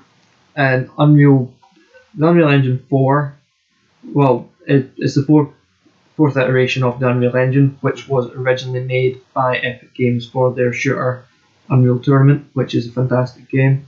Good God, man! If you're going to bring back a series, it's got to be either that or Quake, which used the ID Tech 4 engine from id Software, which is now Bethesda.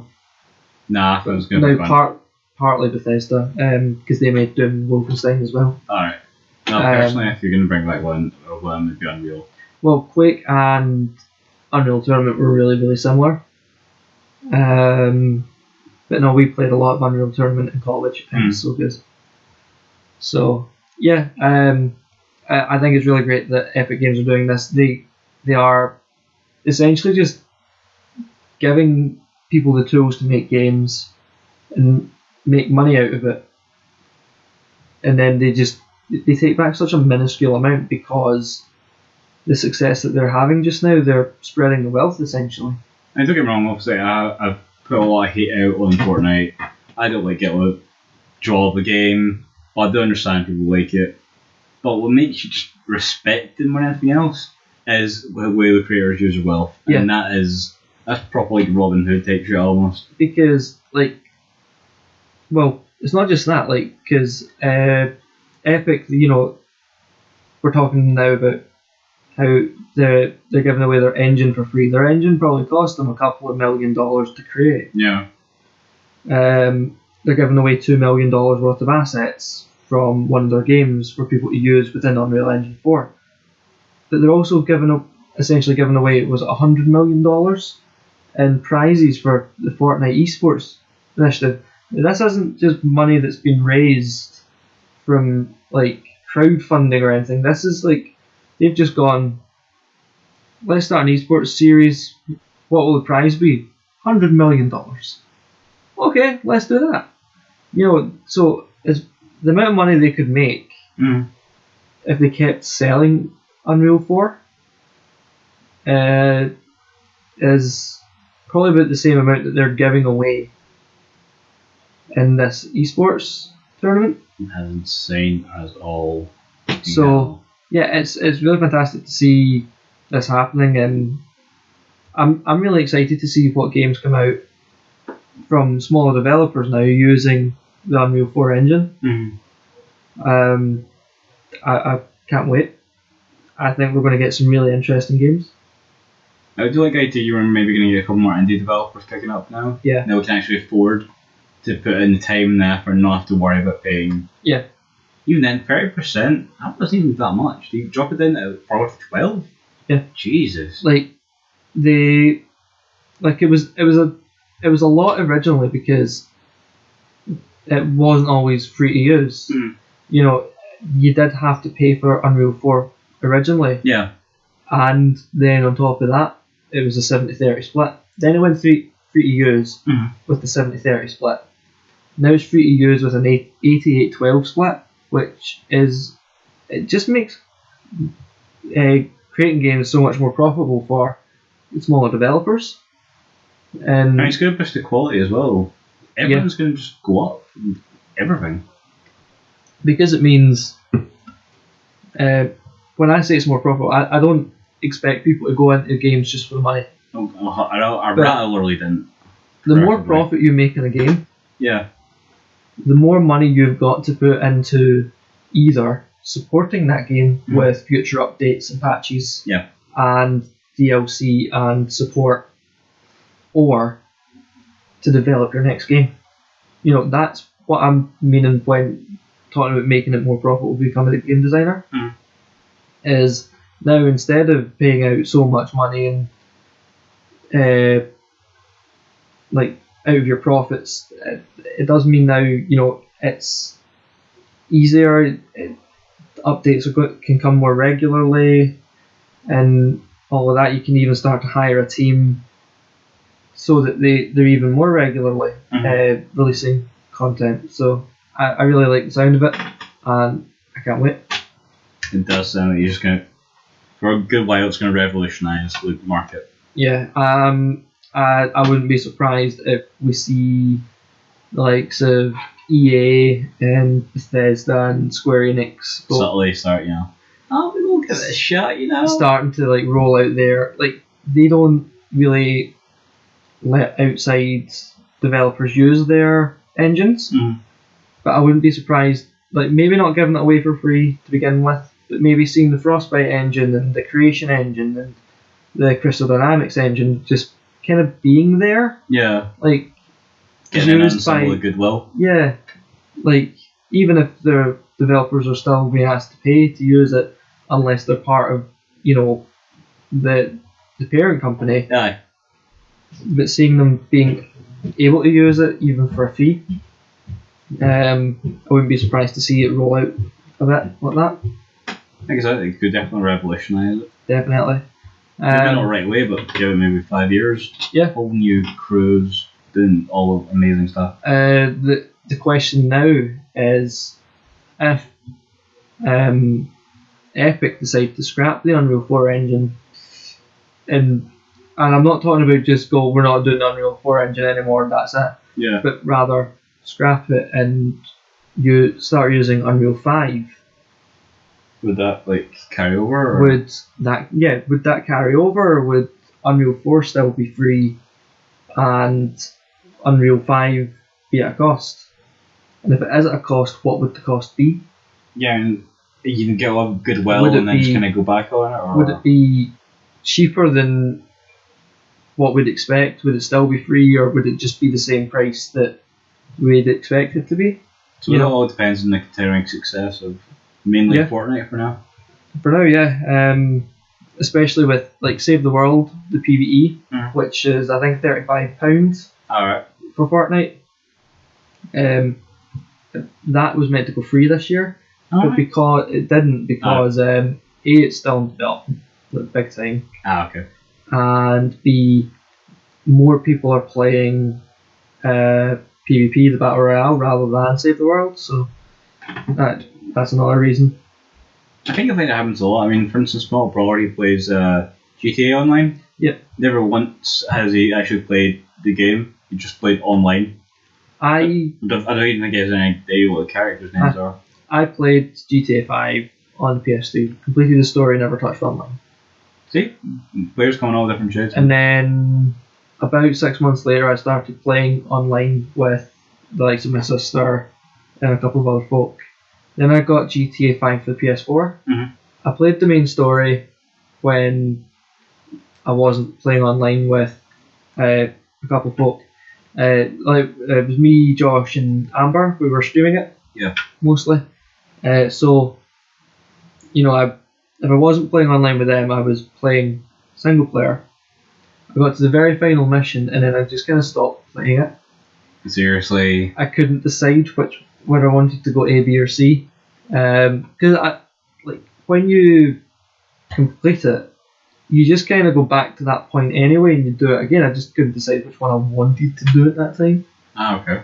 So that's kind of why. But no, talking about GTA, we'll come on to that shortly. Okay. Because we've got some news involving GTA.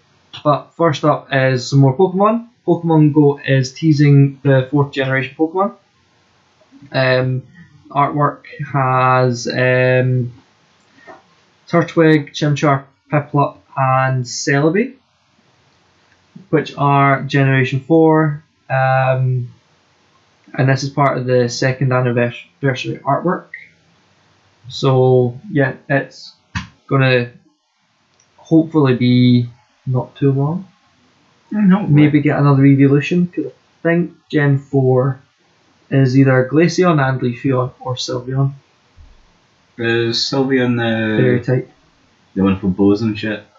Yep. So I'm still waiting on the fighting and dragon types. I'm still annoyed at that. yeah. Oh, I've actually got a video to show you then. If that's what you want to see, I'll show you afterwards. Yeah, no, that'll be soon. And Celebi is going to be able to catch via field research, very similarly to Mew. Although I don't remember them doing a Gen 2 or 3 one, which would have been probably Latias and Latios maybe. And Hoto, I think, would have probably been the ones I would have picked. Maybe a bit too badass. Maybe, we'll see. Cause like Gen 1 I would have rather went for Mewtwo. Yeah. So I don't know, maybe we're kind of saving the big badasses for a few massive thing later on. Yeah.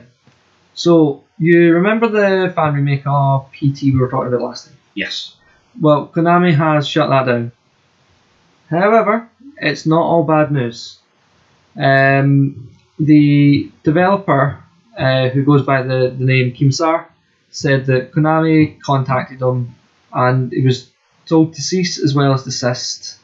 But the Konami representative was very cool about it, not threatening, and complimented the work. And he has been offered an internship at Konami. That is pretty amazing. So, They did 17. Yeah. Was it a single-handed project? Yeah, on his own. See, when it's on your own, obviously, and you get handed a job for it, that's pretty badass. Yes. I mean, God damn. If I was in that position, I would be over the moon. So if you've got the skills already and then you get over an internship, I mean, Rah. Yeah. Good on him, man. Like, I think it was really cool to read this. Because that was about 180 hours worth of development, and it was literally, I think, he was given takedown notice and offered the internship on Thursday, and he was actually going to release the game on the Sunday. Oof. So it was version 0.9.5. So yeah, everything was ready to go. Mm.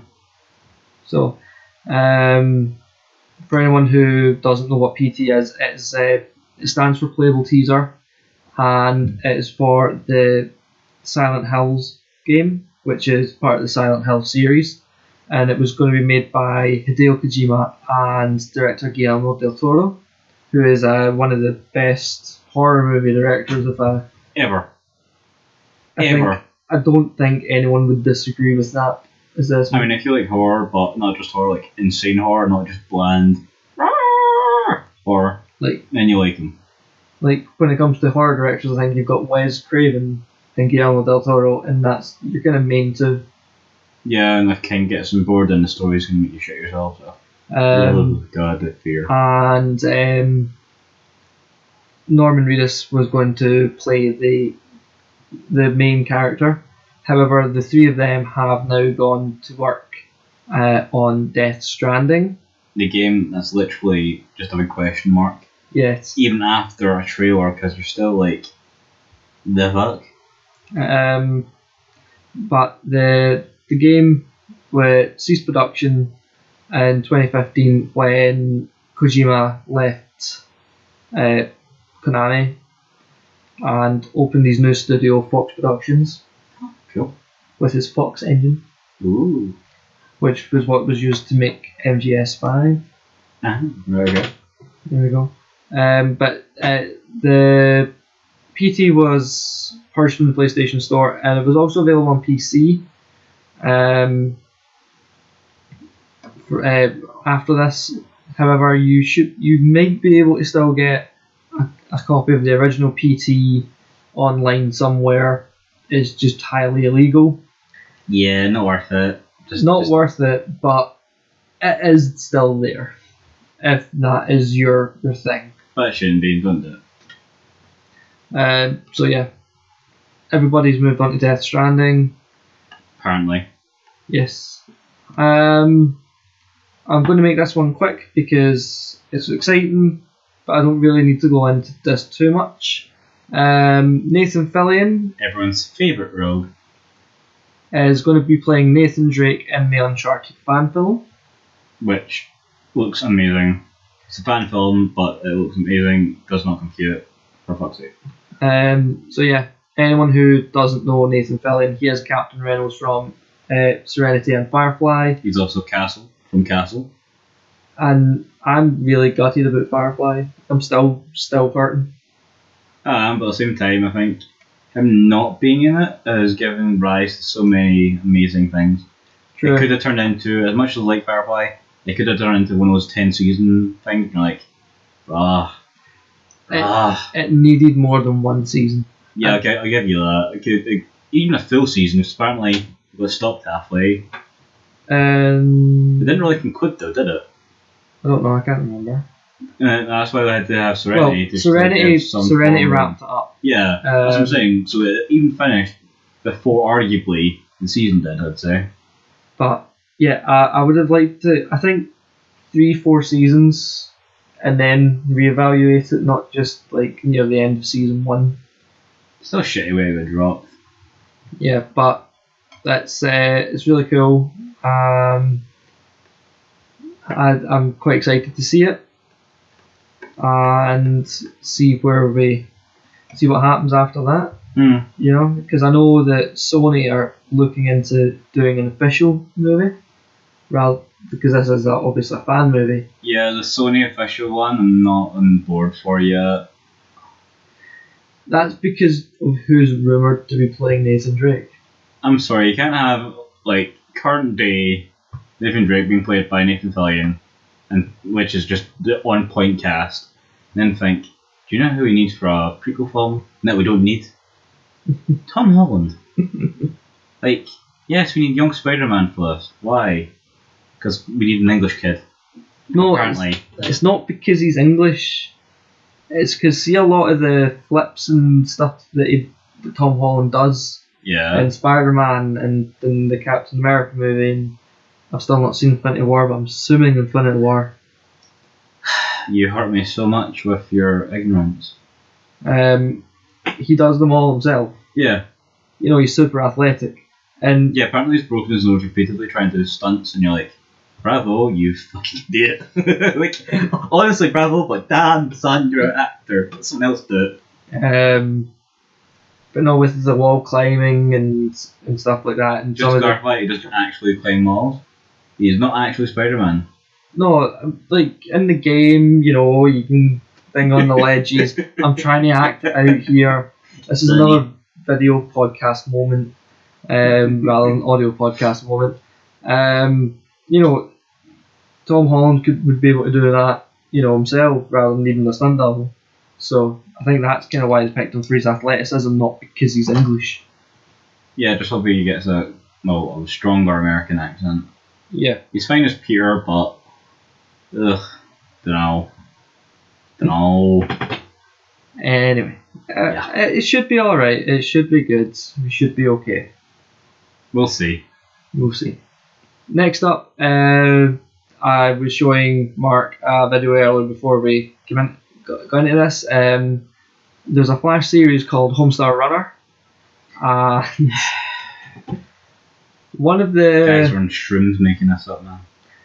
One of the most popular characters in the series is called Strong Bad, and he does a thing called Strong Bad Emails, and he was asked to draw a dragon, and he drew Trogdor.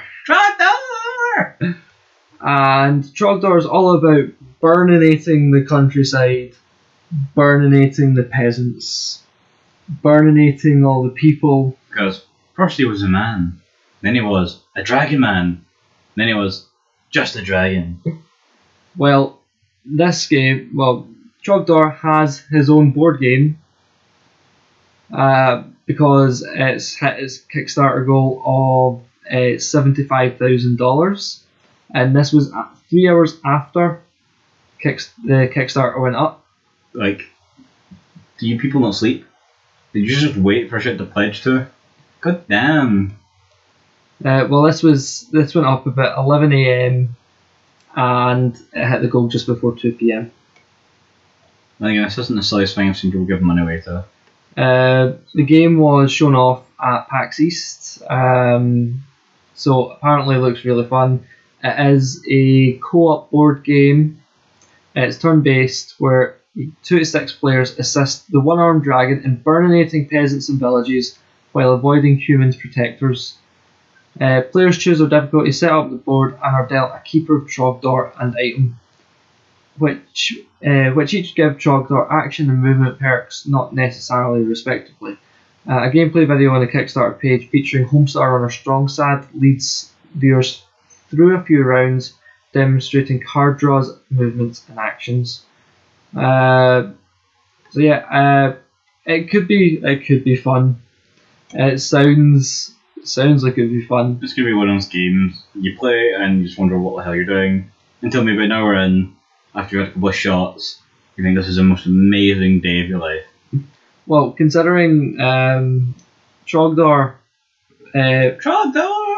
debuted on the site about 3 years after the site started, and that's about 18 years ago that the site went live.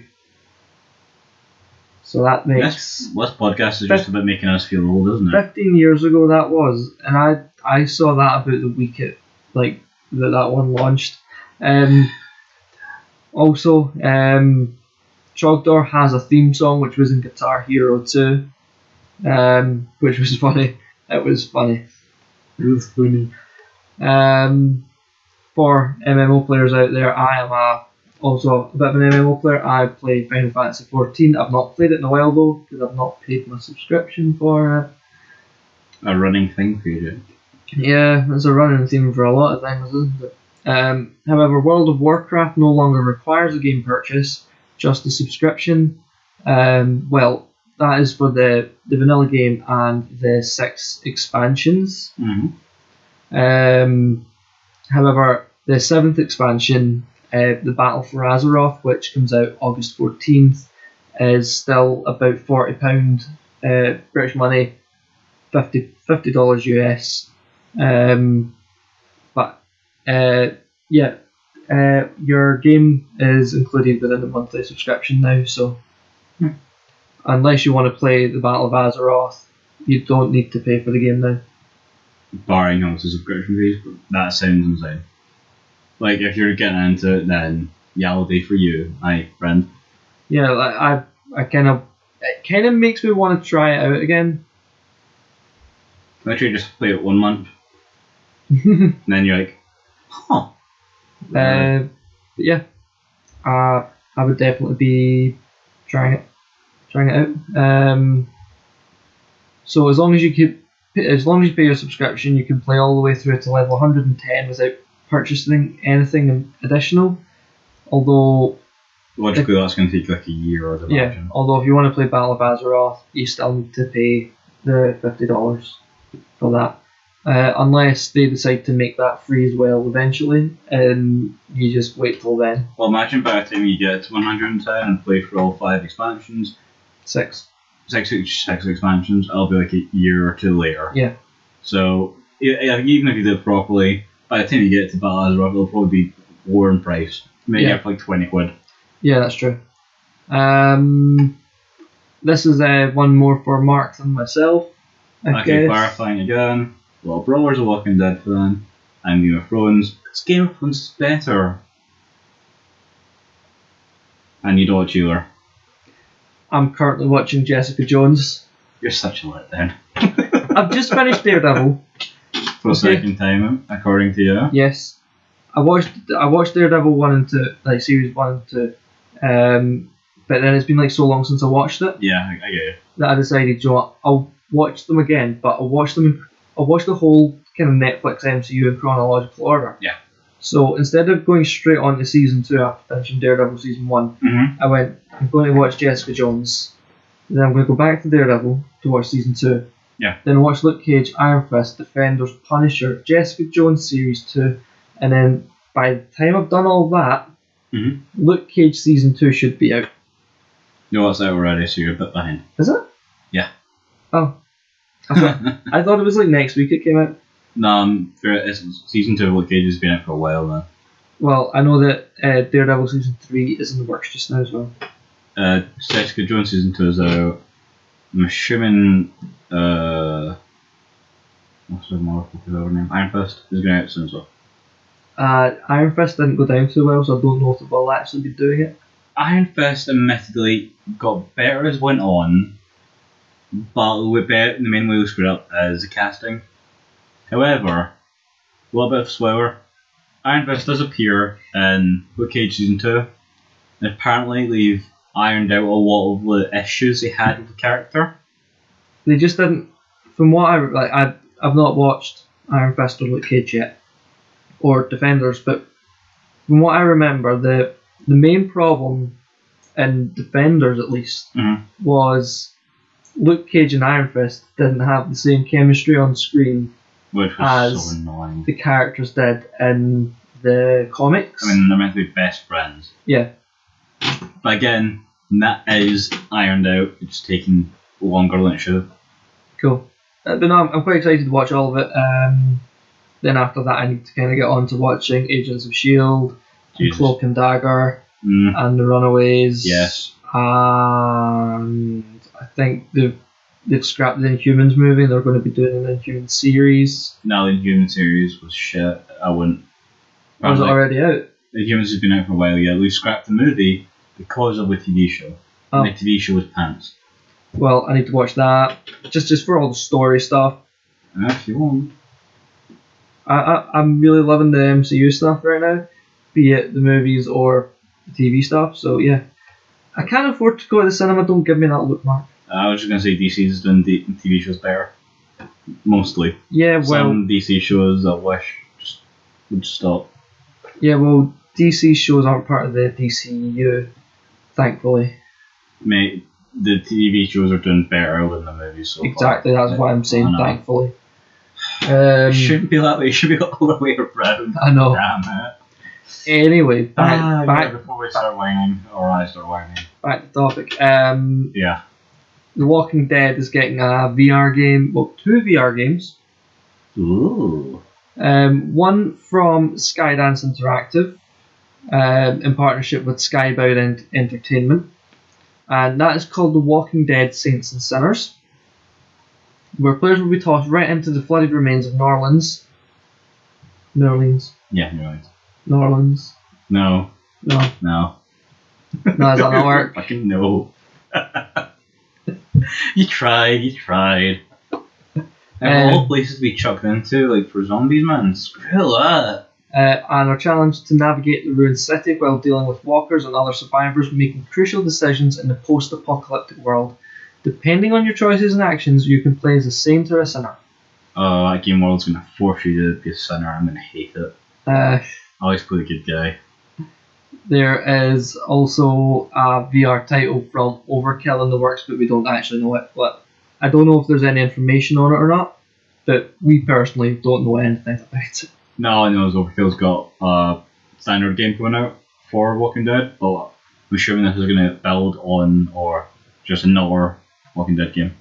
So, yeah, that'll be interesting. That's actually going to be on display at San Diego Comic-Con. Red. So, I'm not going to be able to see it because I'm not going to San Diego Comic-Con. Actually, San Diego Comic-Con's like right now, I think. Yeah, it's actually done. Judging from your information. No, it's still going. 4 p.m. Oh, yeah. So what's the equivalent to us? In about an hour. It finishes in about an hour. Oh, damn. I think. Anyway, we mentioned GT Online. Yeah. GT Online, GTA Online. Stop messing up things, Jack. It's late. It really is. Anyway, it's not the point. GTA Online brings back Gay Tony and lets you run a nightclub. No, I haven't much knowledge of Gay Tony or his club. Well, Gay Tony is one of the main characters in the GTA 4 DLCs, because you had The Lost and the Damned and The Ballad of Gay Tony. Okay. Gay Tony is Tony Prince, and he, kind of had a nightclub in the game, if I remember correctly. Okay. And so we're going to get nightclubs in GTA Online. This releases in about 3 days, I think. But it's going to have new story, new heists, new missions. It's going to be mental. It's going to be crazy. I'm quite excited to see how they do it. Sounds like it's just going to be odd. Like Power, but in the game. Yeah, you don't watch Power, do you? Oh, bro. Get that watch, man. Power's insane. I don't watch a lot of TV or movies, to be fair. I watch too much. But I'm not totally upset about it. I'm usually playing video games. Next up is some more Switch news. Nintendo has released an update for Mario Kart 8 on the Switch that adds the playable character Link wearing the Champions Tunic from Breath of the Wild. Also adds the Master Cycle Zero,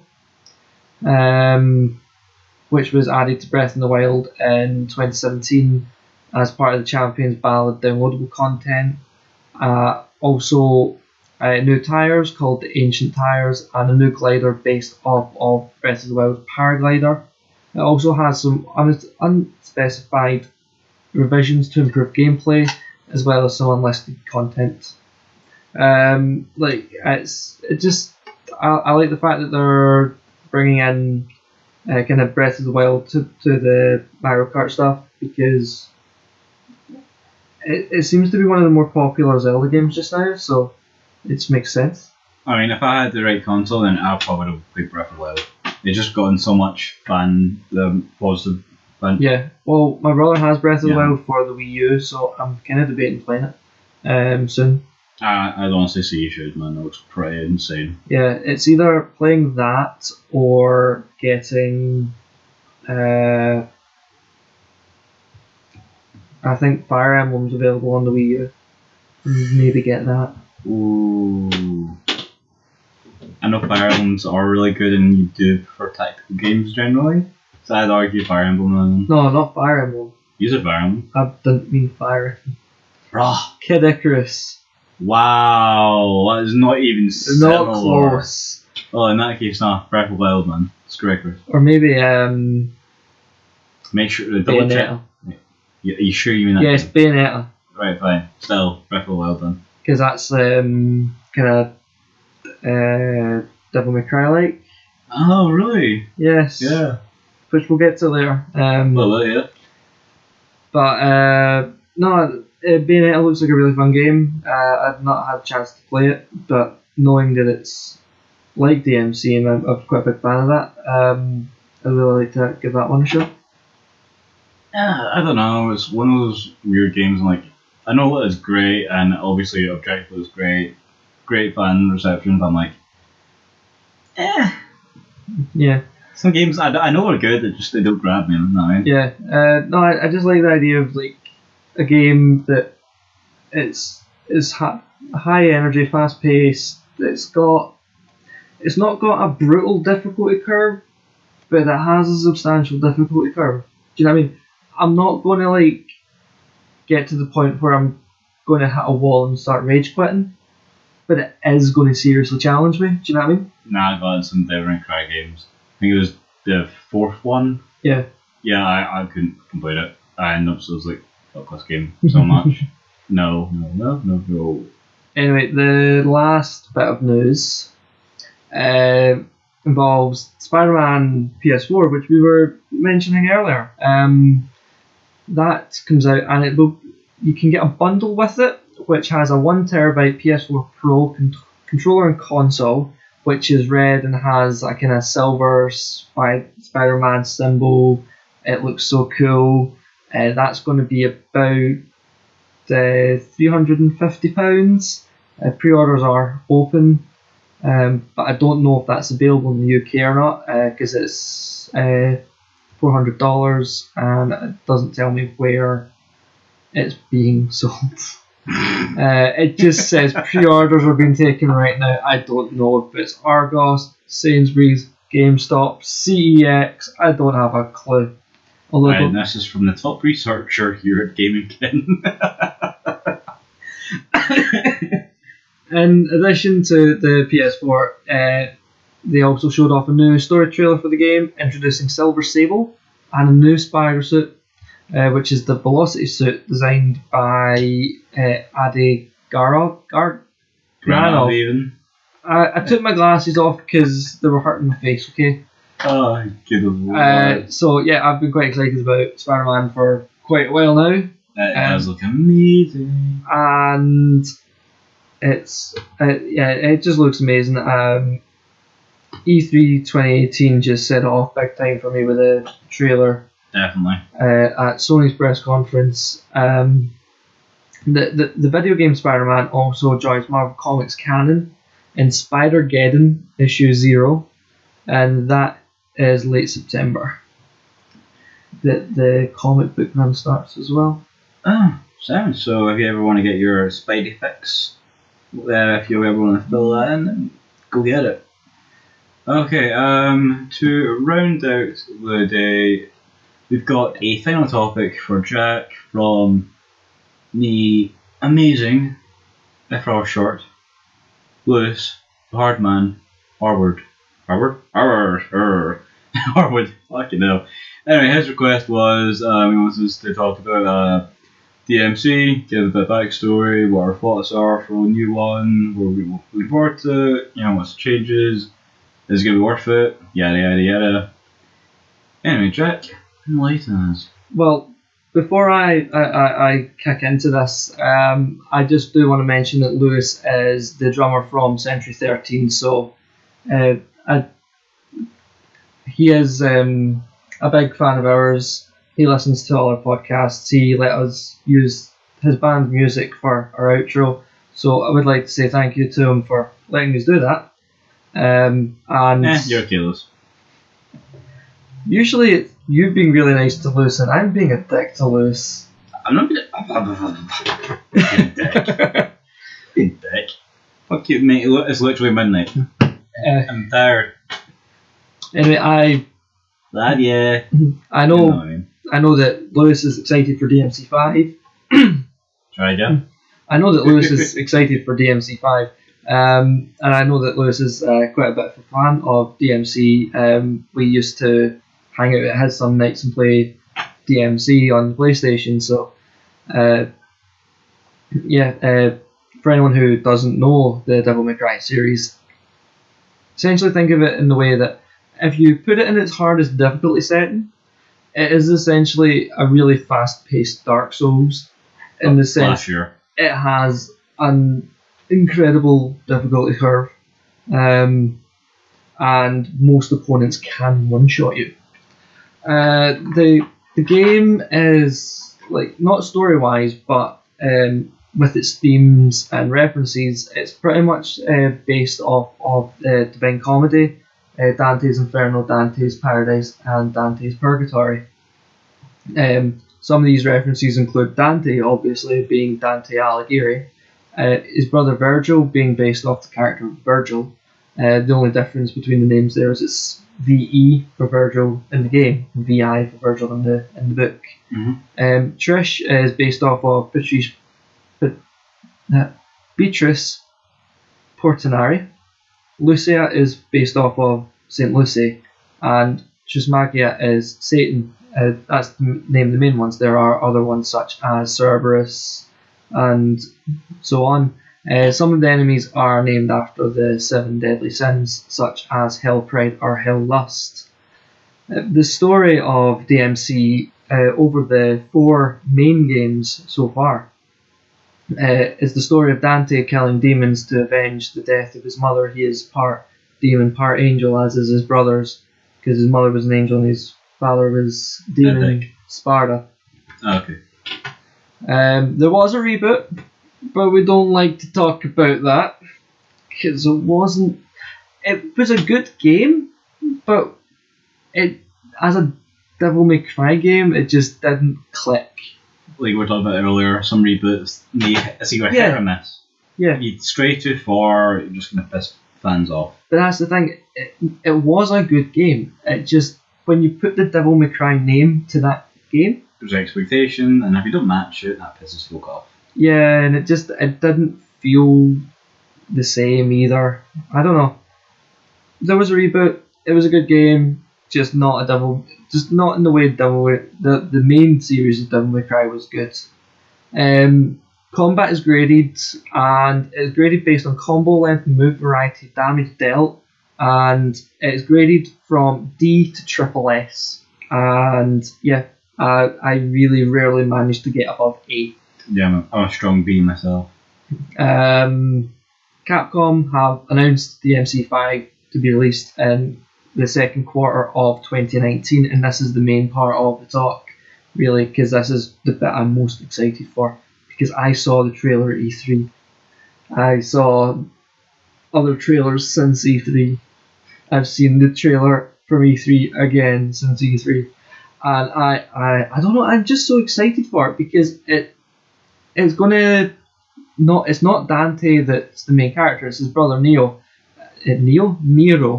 who has, at the start of the game, the engine blade, mm-hmm. which essentially has like a motorbike throttle and brake on it, and it looks badass. And a mechanical arm. And it just looks so cool, and it's going to be great to see the game through the perspective of someone else within the story. I don't know if Dante and Virgil are going to pop up anywhere. I kind of hope they do. Whether they are people you fight later on, or whether they team up with you, it doesn't matter. Or even if they're just there, I would really like to see them pop up and some narrative aspect. Yeah.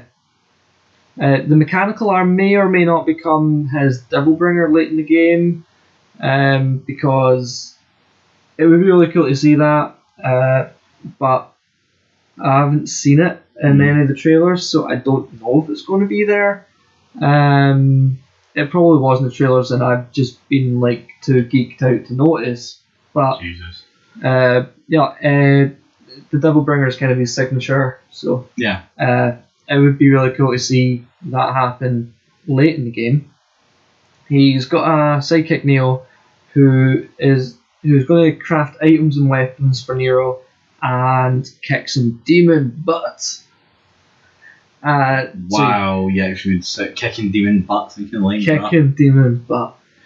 But no, I think the game looks great. I think it's going to be great as long as they kind of go back to the original kind of Dante and Virgil rather than the reboot Dante and Virgil. I think the biggest issue you've got is clarifying that it's Nero. So I wasn't aware of that. Yeah. Because if you mark it as it's his brother, then you take away some expectation. Yeah. Because if you think it's Dante and then it's not living up to Dante's legacy, then you're going to sit there and wonder what happened. If you say, yeah, this is Nero, his other brother, or whatever, then obviously all of that goes away. You're like, oh, fine, okay, let's learn about him. That's fine. Yeah. I mean, I imagine we'll get a lot more information the closer we get to release. Because I do feel like we're probably a bit too far away from release to do this as a fully fledged topic. Just a bit. Because we are quite scarce on details, but at the same time, the fact that it's been announced means we can do a topic on it and just talk about how, like, what we'd like to see, what we're excited for that we know is coming, what kind of worries us about it. Like, the fact it's not Dante is a bit of a worry because because we've had 5 Devil May Cry games, 4 mainline, 1 reboot. Yeah. And we've always played as Dante. Oh, I think you played someone else in the 4th one. No, I remember playing as Dante in the 4th one. But Dante was in it as another character, if I remember right. Maybe. I can't remember, it's been a while since I played 4. Cause I mostly played 1, 2 and 3 anyway. Yeah, same. Well, mainly 3, because 3 was epic. 2. 3. 2 was my favourite. Anyway. But no, I would really like to see, the likes of Dante and Virgil show up in some sort of narrative aspect, whether they're neutral, allied, or enemy. It doesn't really matter as long as they appear in the game and have some impact on the game, not just there for fan service. Fan service. Fan service. Very those words, man.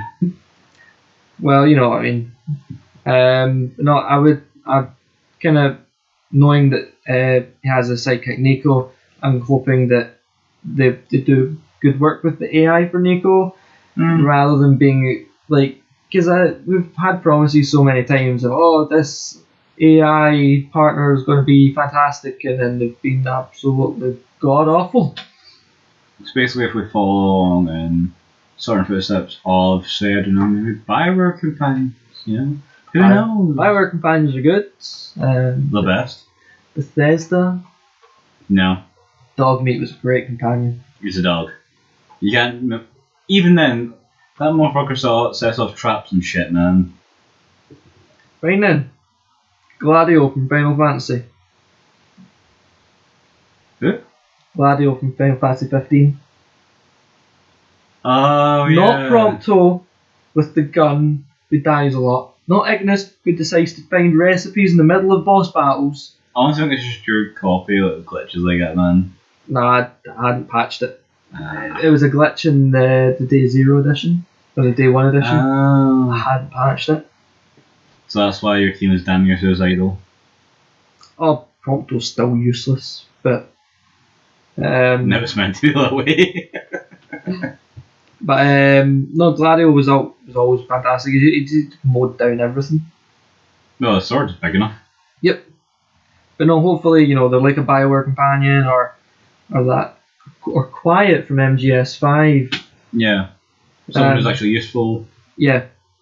And you're not going to have to practically babysit them through the game. It's like, where did you go? Why can't I move forward? Right, it's because you're fucking behind a wall. But no, hopefully that will be really good. I'm hoping we're going to get a nice wide range of weapons, like different types of swords, attachments for the mechanical arm until you get the Devilbringer. Maybe the weapons are the biggest draw for me. Maybe some guns. You just get some random shit. Was there like nunchucks for the first one? Fire and ice nunchucks? Or something else? Yes, they were. And I believe it's either the first or second one you got nunchucks called Cerberus after you defeat Cerberus. And it's a nunchuck with a circle in the middle and 3 bits. As mental. Yep. Oh, that'd be so cool. But yeah, no, it's I'm quite looking forward to it. I know my brother will be looking forward to it. Harry was a big DMC fan, so I imagine he'll be looking forward to it as well. Obviously, it's a game I'm going to be keeping my eye on over the coming up until it's released. It's going to be released about 7-8 months from now. Wee while away on. So yeah, hopefully it'll be fantastic. I'm looking forward to seeing where they go with it. And that's all I've really got to say on it. I wish I had more to say. I wish I had more information and more opinions, but it's too far away. It's just it got officially announced at E3, and we've not had too much information since. So at least any information I've not managed to come across. So that's all I've got for it. No, I really want the game to do well. I'm really excited for seeing where they go now that they're not using Dante as the main character. And hopefully the combat is still as fluid and fast paced. Oh, that's one thing they cannot afford to ruin. It's a must. Like, if DMC5 is going to change anything, that has to stay, like, the combat has to stay the same. It has to still be fast paced, and it still has to be fluid and be like just combo heaven. That is it. It's just a pure combo game. You know what I mean? Yeah, it's insanity and like a 20 move set. What do you know? So yeah, that is me. So yeah, that has been all from us here at Gaming Kin. As always, I've been Jack, and as always, Mark. Hi, bye. And remember, there's always room for you here at Gaming Kin if you want to be our friend. When? Stay safe out there.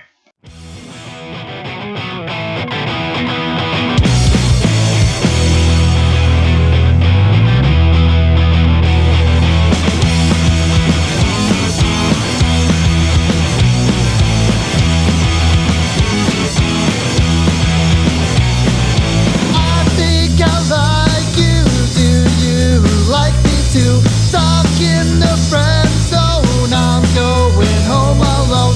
You went home with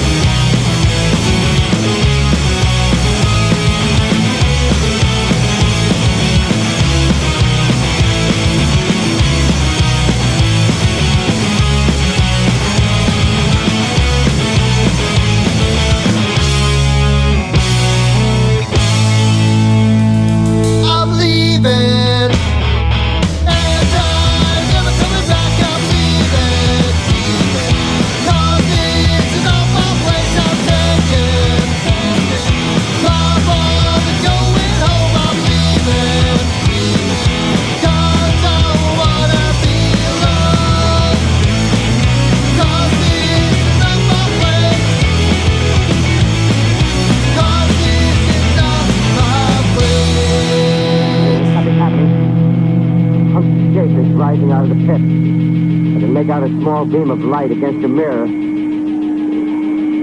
What's that? There's a jet of flame springing from the mirror and it leaps right at the advancing men. It strikes them head on. Logs are turning into flame. The whole field's caught up by the woods, the barns, the gas tanks, tanks of the automobiles spreading everywhere. Coming this way now, about 20 yards from